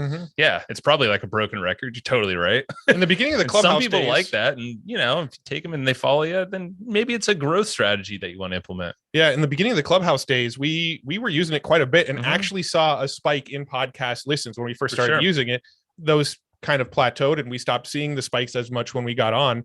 That was because our effort. Yeah, we stopped showing up on Clubhouse and doing our thing. I would debate you on that, but I don't want to do it on this call because we don't have. There are more people and all that stuff. There are a lot of other factors, but we pieced out. We definitely pieced out. I think there was a dilution factor. Totally. But so the other thing about Fireside is they did team up with Libsyn. Basically, they teamed up with Libsyn so that when you record on Fireside, you can just basically push it to a Libsyn account and hosting is taken care of. So the sort of Clubhouse portion is taken care of. And then the recording after is sort of taken care of, like where it's hosted and how it gets pushed out to iTunes and all that. Libsyn's going to handle that side of things for you. So that's kind of a interesting little team up that they did. There's some on that page. It was just kind of interesting. I'm like, maybe it's too soon. It's like announced live on Delta A stage. I'm like, maybe the word Delta shouldn't be used. Maybe in the lexicon. Maybe it's a different word. I don't know why they chose that. But in Rome, come on. Did the plateau hold after the surge? I believe it did. Our downloads. Yeah, because we haven't decreased, so it's hard to tell, obviously. But I mean that's why these channels could be really good for growth if you want to invest your time there. But they're diluted too, or it can be diluted. If we're gonna get into this, like, in my opinion, Clubhouse is a bunch of people trying to be the loudest in the room, trying to share the coolest tip, it's very me focused. Sure. I feel like, especially on the stages, obviously people are listening in and those people aren't very me, but like you look at the stages where people are talking and everybody's trying to like one up each other. It's a very sort of self-conscious platform where everybody's like, look at me. No, but look at this. Oh, but also look at this. And I think that sort of culture that's going on there doesn't lend itself well to going and listening to more of those people. So I mean, I've been bearish on Clubhouse since the very beginning. I used it and experimented with it and then like pretty quickly went, this isn't for me, and sort of tossed it. But I think there's a handful of elements. I think it got diluted. I think there's a lot of people on there trying to shout the loudest. So you don't really know who's the ones that you should be paying more attention to. And I don't know. I didn't like the sort of culture it created inside of the platform. Delta was one of the names of the Opry. That makes a lot more sense. Okay. So podcast movement didn't actually name it the Delta Room. Okay. Let's see. So Moonbeam is trying to be the TikTok of podcasting. This looked interesting to me. I think this is still a ways off before there's like any traction here, but the idea being that, like, on TikTok, you just kind of endlessly scroll and watch little like 20-30-second clips from people. Well, this would be the same idea, except you're hearing audio clips, right? So like 15 seconds, you scroll, 15 seconds, you scroll. Oh, that one's pretty good. Press this button and you listen to the full episode. I think there could be something there if it's implemented right. But if it allows people to get people off the platform, because that's kind of like what we noticed from TikTok. It's like, it's our Instagram Reels. It's just there to kind of swipe and keep you out there. So if they have mechanisms and ways, it's an interesting concept. It's probably just tacking on the fad of TikTok and Reels, but with a different implication to like, hey, go grow podcasts or focus on podcasts. It's interesting. It's worth a shot. Yeah, so we'll see how that plays out. We'll be kind of keeping an eye on that. That's not launched yet, though? Right? I don't believe it's launched. Okay. Let me actually pull it up again just to check. And what's the company name? Just Moonbeam. Moonbeam. Moonbeam.fm. Actually, let's go check out the website. Pull them up real quick. Let's see. Moonbeam, the best moments from the best podcasts. All right. Looks like you can download it already. So you can claim your podcast on the top right. So that's probably how you get listed in the bad boy. Okay. So this is probably good to at least get an account or claim your podcast. That's a cool thing, and something you probably should be aware of is like any of these different platforms that are coming out for podcasters. A lot of them have claim your podcast, and they might be aggregating you already, but when you claim it, that's when you can like really sink in there and dial in all the details. Maybe they've like screwed up some of their scraping, just like Google will sometimes do. So Moonbeam could be one to at least show up on the platform. Yeah, well, it looks like they're algorithmically picking which podcast to show people. So if there's a low volume of podcasts in there early, it's probably a good one to be an early adopter on. Like this could be one of those platforms that like Clubhouse that blows up real quick and has a big stir for a little while and then fades, but you can still capitalize on that big explosion in the beginning, right? So I don't like crapping on companies like this in the very, very beginning, because I always think there's that phase where there's the early adopters who get all over it and you can capitalize on those early adopters. But then when the sort of casual users start coming on board and they seem to fade, well, okay, maybe that's the time to start looking at other platforms, but might as well capitalize while you can on stuff like that. Yeah. All right. So Apple just upped their commissions through November. Potential spam is calling me. All right. So Apple just up their commissions through November to promote their new premium podcasts. Sounds to me that Apple's trying to is grasping at straws here, trying to stay relevant. I mean, you even had that promotion offer, from earlier. Says we're offering affiliates heightened commissions while linking to Apple Podcasts through the end of November.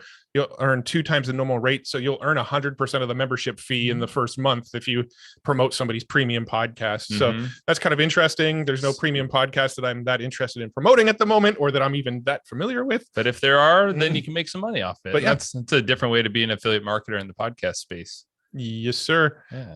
And then let's see. Apple also, this is actually kind of cool. So I don't know why I didn't hyperlink that for me, but they created this tool that actually creates marketing assets for you. So let's say Hustle and I have not seen this Flowchart. Let's type that in. Apple's trying to see. They're trying, Tano. So let's say I want to promote this episode that we did with Joseph Knock. Click into here. So here's all the details. But if I scroll down here, I plug in my affiliate link here, and then it actually creates a podcast player that I can embed. Here's my my link that I can share to it. Here's some badges, app icons, QR codes. So it actually creates all of these links and assets that you can use.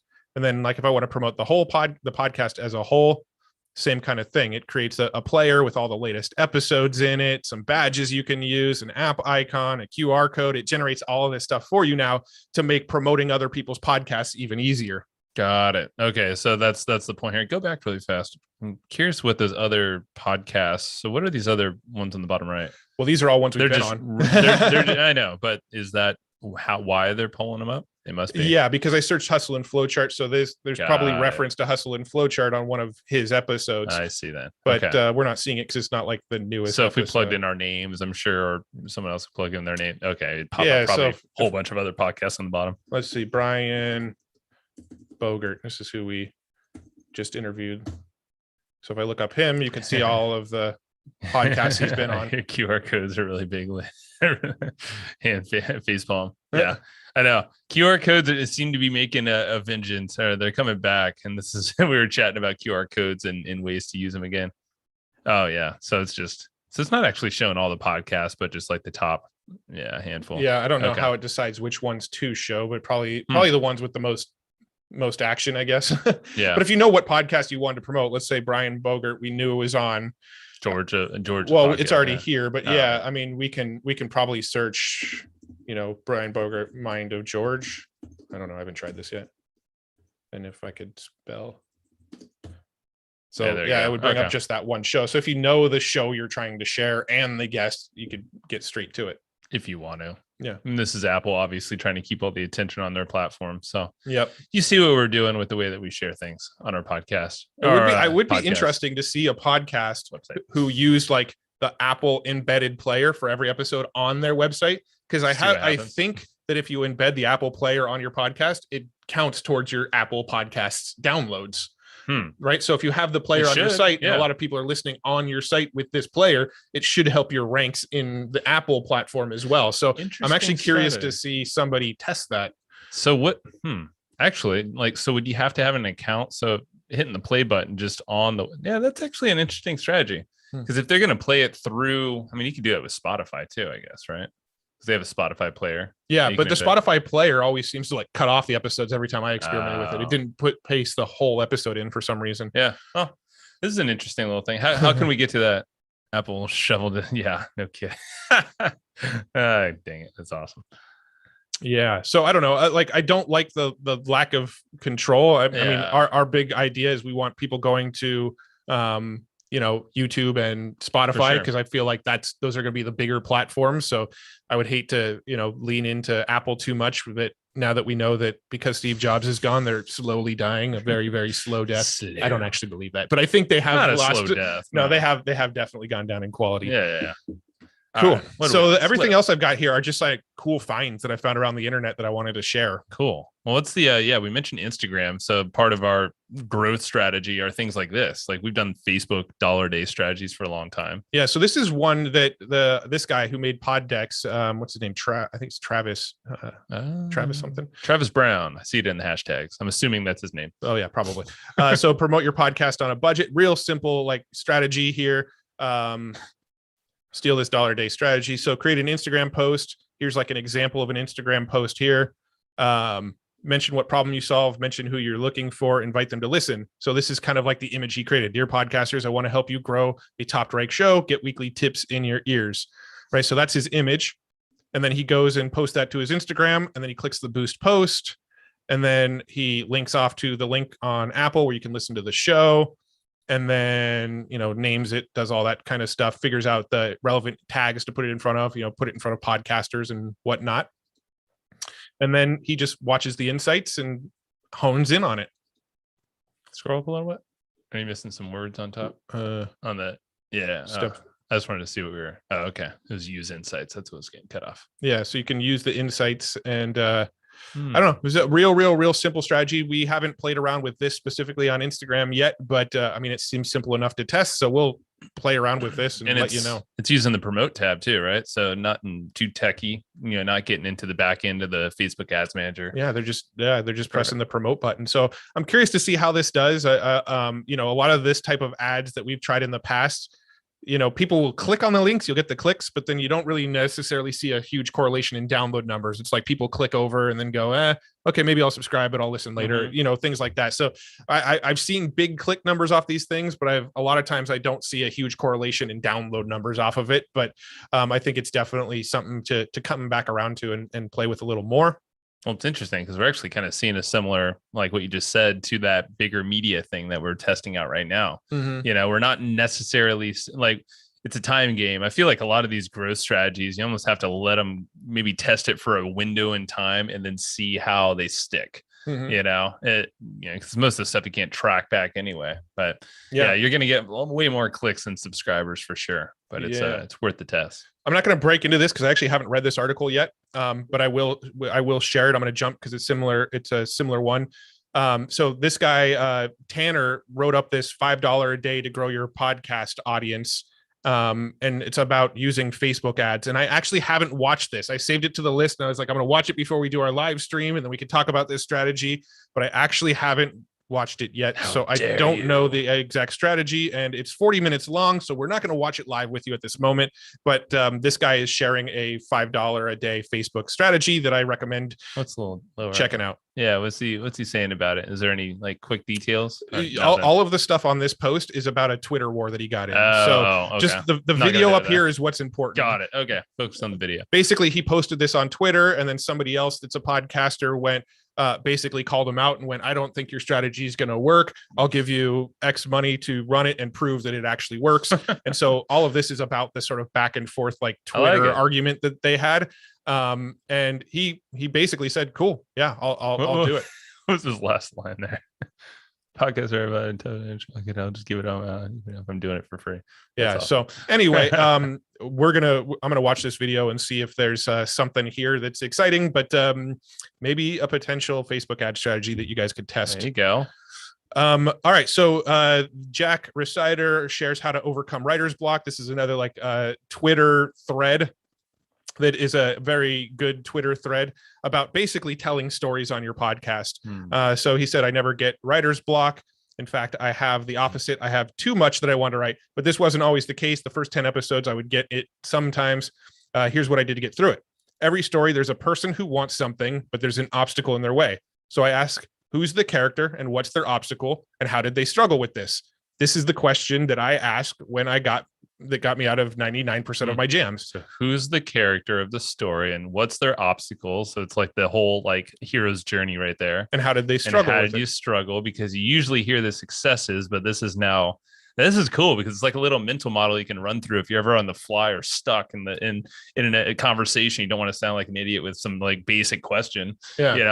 Oh, okay. So why this person or who did? Yeah. Yeah. Well, Jack Resider, he runs Darknet Diaries and it's a narrative podcast. So he doesn't actually do a lot of interviews, but I actually think this is a good way to prepare for interviews. Look at the guests that you have on the show. All right. So the guest is obviously the character. Yeah. What did they struggle with? How did they overcome that struggle? That's the story arc you want to come out in that podcast episode. Yeah, man. I like it. That's cool. What else? Yeah. So another trick was to work backwards. If I knew that this person ended up in a situation, I can then try to understand what they did just before that, and then just before that, etc. Eventually, I arrive at where I got stuck.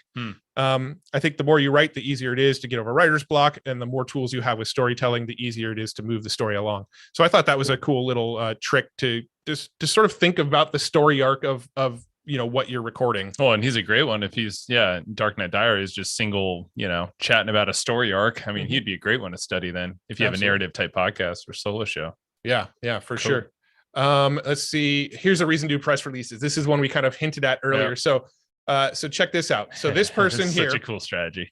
They put out a press release. So if you haven't watched the expert session with Lisa Beyer, it's in the members area. Make sure you watch it. We talk about press releases quite a bit in that episode. So this is kind of a callback to that expert session that we did. But this person wrote, the 3 Takeaways podcast reaches top 2.5% of global podcasts in first 12 months. So that's the newsworthy headline. The podcast reached the top 2.5%. They talk a little bit about the podcast, some of the types of guests they've interviewed, just some basic information about the show and who it's for, right? But where did they get this information? Top 2.5% of global podcasts. I don't know. Have we talked about this before, Matt? They pulled it from... Is this the right link? No, this is a link to 3 Takeaways. They pulled it from... There it is. Listen Notes. Hey, now. So Listen Notes gives podcasts a score. Look at that. Their ranking is higher since that. It was 2.5. Now it's top 2%. So this is maybe working, the strategy. Yeah. So they basically went to Listen Notes, pulled up their podcast, saw that they were in the top 2% on Listen Notes, and then shared that as a press release. That was the big idea behind doing a press release. I love it. So you just need a little simple idea like that. So if we go to Hustle and Flowchart. Oh, now you're just going to show Yeah, off. I'm just going to flex a little here. We're top 1%. Hey now. So we could go and put out a press release and say, Hustle and Flowchart cracks the top 1% of all podcasts. Talk about who our podcast is for. Put out a press compare release. To other people. Like we're like, man, this is crazy. Look at the other shows that are in the 1%. Yeah, 1%ers and blah blah blah. Yeah. So if you need a reason to write a press release after watching that Lisa Beyer start with this expert session, here's an easy press release to write. Go figure out where you rank on Listen Notes and share that as news. Or if you have a badass guest. Why haven't you already? Because we discovered that they were doing this yesterday. It was just yesterday, Connor. Jesus, we're trying to take action. Yeah, this was something we saw them doing yesterday. So that's it's fresh. And then I actually found this other article that was shared inside of Pod News by the founder of Pod News, the editor-in-chief of Pod News. And it's basically a breakdown of how to write the best press release in the world. Mm-hmm. So, here's some, I actually haven't totally dove into this. This was another article that I just found yesterday, but he breaks down the elements to put inside of your press release in this article. Nice. So, there you go. Listen to Lisa Beyer's episode, read this article, and then share what percentage podcast you are. That's your homework, y'all, and our homework as well. Ours as well, yeah. Yeah, and I don't remember the actual press release distribution, place that she goes to. Talking about Lisa Buyer, but there's definitely specific ones to choose. So yeah, highly recommend go listening to that or watch that session. We might be able to pull it up. Yeah, instead of recordings, it's the live expert session with really Lisa Buyer. Did we have some resources? I was just curious if like there was that distribution. Yeah, so resources from Lisa. Yeah, e-releases. That's the one. And it's a little bit pricier than other ones, but she was claiming that one, just from everything she's seen, more PR or, reporters and people who write the news will actually see them more, even though they're little, hey, and look at that. You have a exit intent or whatever that's going to give you a fatty discount too. Oh, I'm in such the habit of just like making exit intents disappear that I didn't even read it. That was literally $130 off. So there you go. If you want save your money. There you go. Cool. All right. And then the last thing I have on here is a breakdown of the good, bad, and ugly of Spotify. It's actually written by that same Tanner guy who wrote the $5 a day Facebook ad strategy. He broke down advertising on Spotify, which is another thing that we actually recently talked to Chris Kermitzis about. He had some success promoting his podcast on Spotify, and we want to go down that rabbit hole, but we're still kind of due diligence phase on it a little bit. Well, a couple things that stood out from Chris in this one is that there's shitty targeting there. It's just no targeting. It's basically podcasters only. And I remember what Chris said, because he was promoting his wife's podcast in the meditation space for women. It's just a lot more broad market. Yeah. And that's what he was saying is like the broad market podcast will probably fare better now, but come on, man, their targeting is going to get better. Yeah. They're getting more data and they're going to be, again, this is going to become more the YouTube of audio. Oh yeah. So I think they'll dial this in. I think this will get really dialed in over time. It's still early days with the podcast side of things. Yeah. So the problem number one is lack of a podcast creator campaign type. So like, there's no campaign for promote my podcast. Right. Exactly. It just doesn't exist. You just have to kind of like work with, it'd be a brand. Yeah. You got to probably do it under that one, I guess. Yeah. And then, so problem number two, targeting for podcasts is extremely shallow and does not include podcast categories. Right. So like, you just don't have that great of targeting inside yet. Yeah. This is actually a screenshot of Facebook. This is not a screenshot of Spotify. I was going to say, I was like, well, let's see, he's targeting there. On Facebook, you can target a podcast listener in a very complex manner. So this is actually a screenshot of Facebook. I was looking at this going, this looks a lot like Facebook's ad platform here. It's a little deceiving in the article. But yeah, that's actually, it's only deceiving if you skim like we do. Sure. The only way someone is going to see this particular ad is if they have shown an interest in mythology and folklore.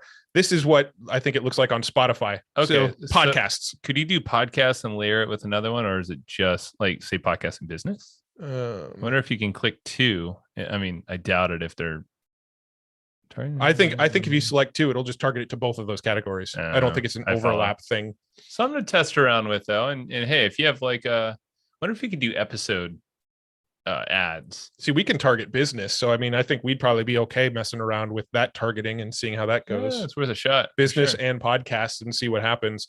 We're going to throw some money at this and we'll report back. So let's see, what is the other problem? So there's a $250 minimum ad spend. I mean, that's not too intimidating to well, if you're running ads, that's probably not too bad because you understand how that breaks out. Yeah, and I think you can spread that out over like 30 days or something. Yeah. So if you kind of look at it that way, it's probably the better way to do it anyway. Yeah. And then let's see, what do you say about the good stuff? For $250, I received 135 clicks on my ad, so it's $1.85 CPC. Oh, and they're audio ads. That's key, obviously. Yeah. So he gained 76 followers on Spotify for $250.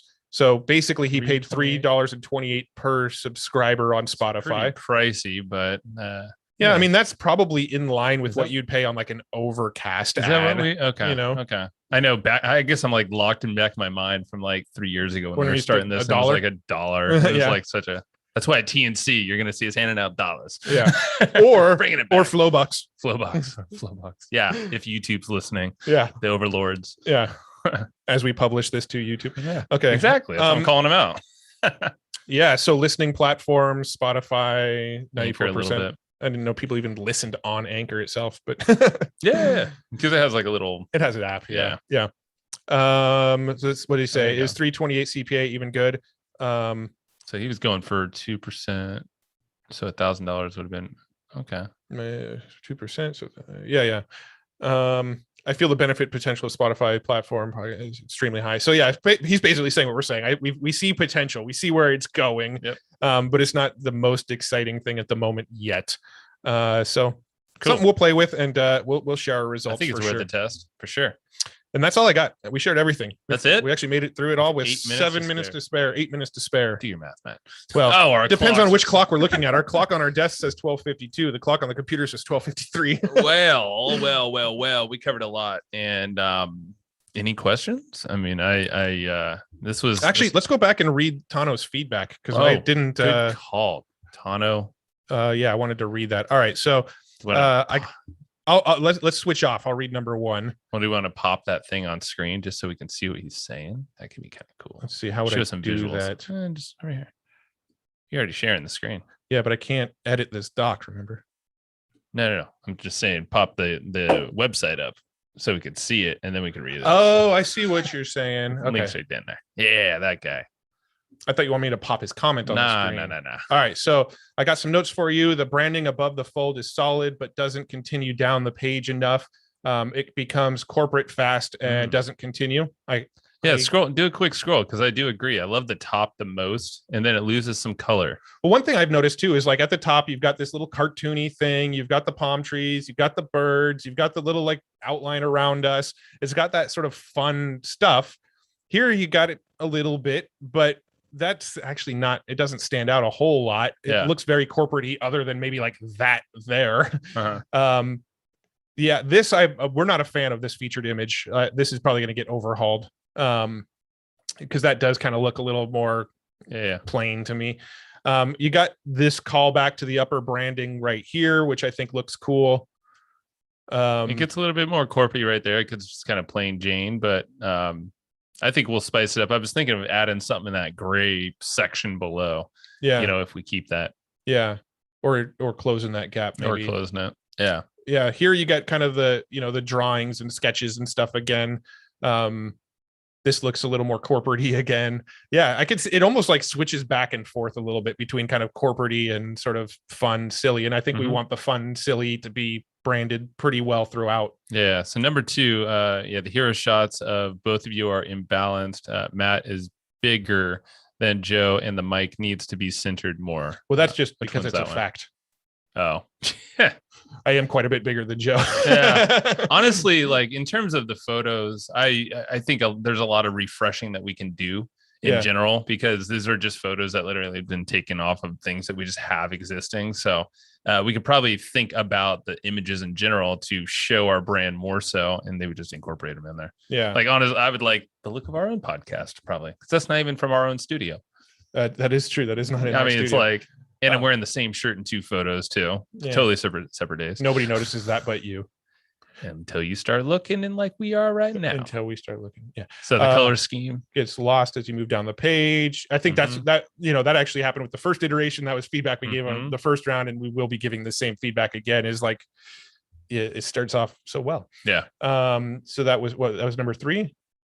So 4, I want to roll into PodHacker in the middle of the page. I would just have it as a button on the top of the nav and have a separate page to it. Yeah, we'll play with that. We'll see how it flows. I kind of like it on the main page just so it's there in one swoop. Yeah. It might be reordered because that's one thing I'm thinking about, like when we messing with the order of these blocks, like as you go down the page, so it makes more sense. I definitely think, PodHacker has a place there. We actually made it look way better on the page and blend in more, because before they had it where it was kind of like weird red, totally like clashed. Yeah. But definitely on the tabs for sure. We'll put that in there somewhere. Yeah. So you also have some white space on your homepage in the bottom left. Get a known quote about you guys there, Guy Kawasaki or whatever. Yep. That's just off the top of my head. Idea. Yeah, I like that. And we're definitely we did notice there's a lot of like gaps in space that needs to be closed up. So we agree there. Hit me up if you want some more, or don't hit me up. Maybe if I say I command you to never call me, that's a better way. You need someone to chat with, Tana. Yeah. Let's see. The shot of you guys in front of the brick wall. Should be with you guys in front of your new set. Yeah, for sure. Signs. Yeah, I agree. This one here. Yeah, that's 100% what I was thinking is, or that we've been thinking is, show more of like what is it behind the scenes and what makes up what we're doing as a show. Also want to highlight our team, like, we do want to 100%. Yeah. And figure out a space there. It's not just us, but, also the community. So part of going to TNC and doing the overtime thing is to get some really badass photos of the crowds around us. We actually have one from overtime from a previous year, but it's like, hey, look at the people that are following the Hustle and Flowchart crew. And just show more of the community element. That's really something that we'd love to do. I totally get it. Yeah. And Sue's saying she's going to get her son, EJ Noro, to take a headshot. Yeah. Get it over to us. We'll get it on the site. Send a cool headshot. Jacob, you're on it too, man. So I think that could be cool, super cool. Great feedback, Tano, and anyone else. I think it's funny because this is literally just a picture that we took with an iPhone when we were sitting on an airplane. I mean, these are all filler things. Yeah. A lot of the images I think are going to get replaced for sure. I think I actually really like this above the fold image. I think like this section is going to stay the same, but everything below this is going to have some tweaks still. Yeah. Appreciate the feedback, everybody. And if anybody else is watching this on the recording later, please feel free to share your feedback so we can get this finalized and get this new site live. Yeah, man. So I can't wait to put the brand out there. I think our goal is to at least get the Hustle and Flowchart website live by 2 weeks. Even if it's not a perfect version, it'll be something that's going to be visible. So when we're doing our gimmicks out there in the world, we're not going to look like a bunch of slumps and have evergreen profits as the main thing, because it's been a big disconnect. So where our heads are. Yeah. That's where our heads are. All right. Any last words? Overall, it looks really good. Hey, Tano, appreciate you, brother. Yeah. Cool. Well, I don't think there's anything else other than anything else that we're looking forward to our interview today. We have BJ Fogg coming on the podcast, which is really cool. He's the number one behavioral scientist, behavior design. He's basically came up with that term. Dr. Robert Cialdini coming up on Thursday. We're recording with him, so it's pretty freaking. It's wild, man. So I would definitely challenge all of y'all, if you have a interview show, find some connectors, find some people to really support you and that believe in what you're doing. They're around you. We all have people that just love to make introductions, and lean on that Dream 100 list. So if you haven't implemented that yet inside of, it's in PodHacker, just look up under the templates. It's probably the fastest way to find it.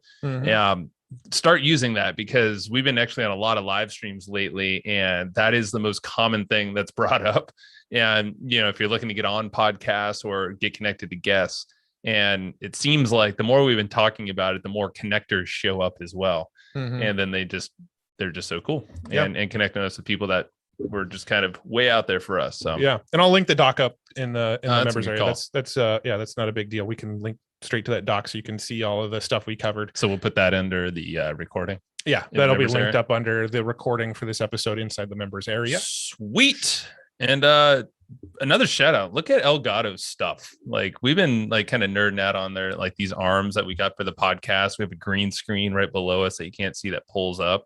So all this stuff, they're making some really solid stuff that's not going to break the bank. So if you're looking for some podcast equipment or even cameras, they have a really cool, I think it's called Face Cam or something like that. And they're not even sponsoring us. They're not, but they should. But it's just good stuff. So if you're looking for some good tech to kind of button stuff up, I'd peek at them. Yeah, some cool stuff. Awesome. Well, thanks everybody for hanging out, and everybody watching the replay. Thanks for watching the replay. Thank you, Sue and Jacob and everyone else here that was live. And we'll see you next time in a couple weeks or so. Bye.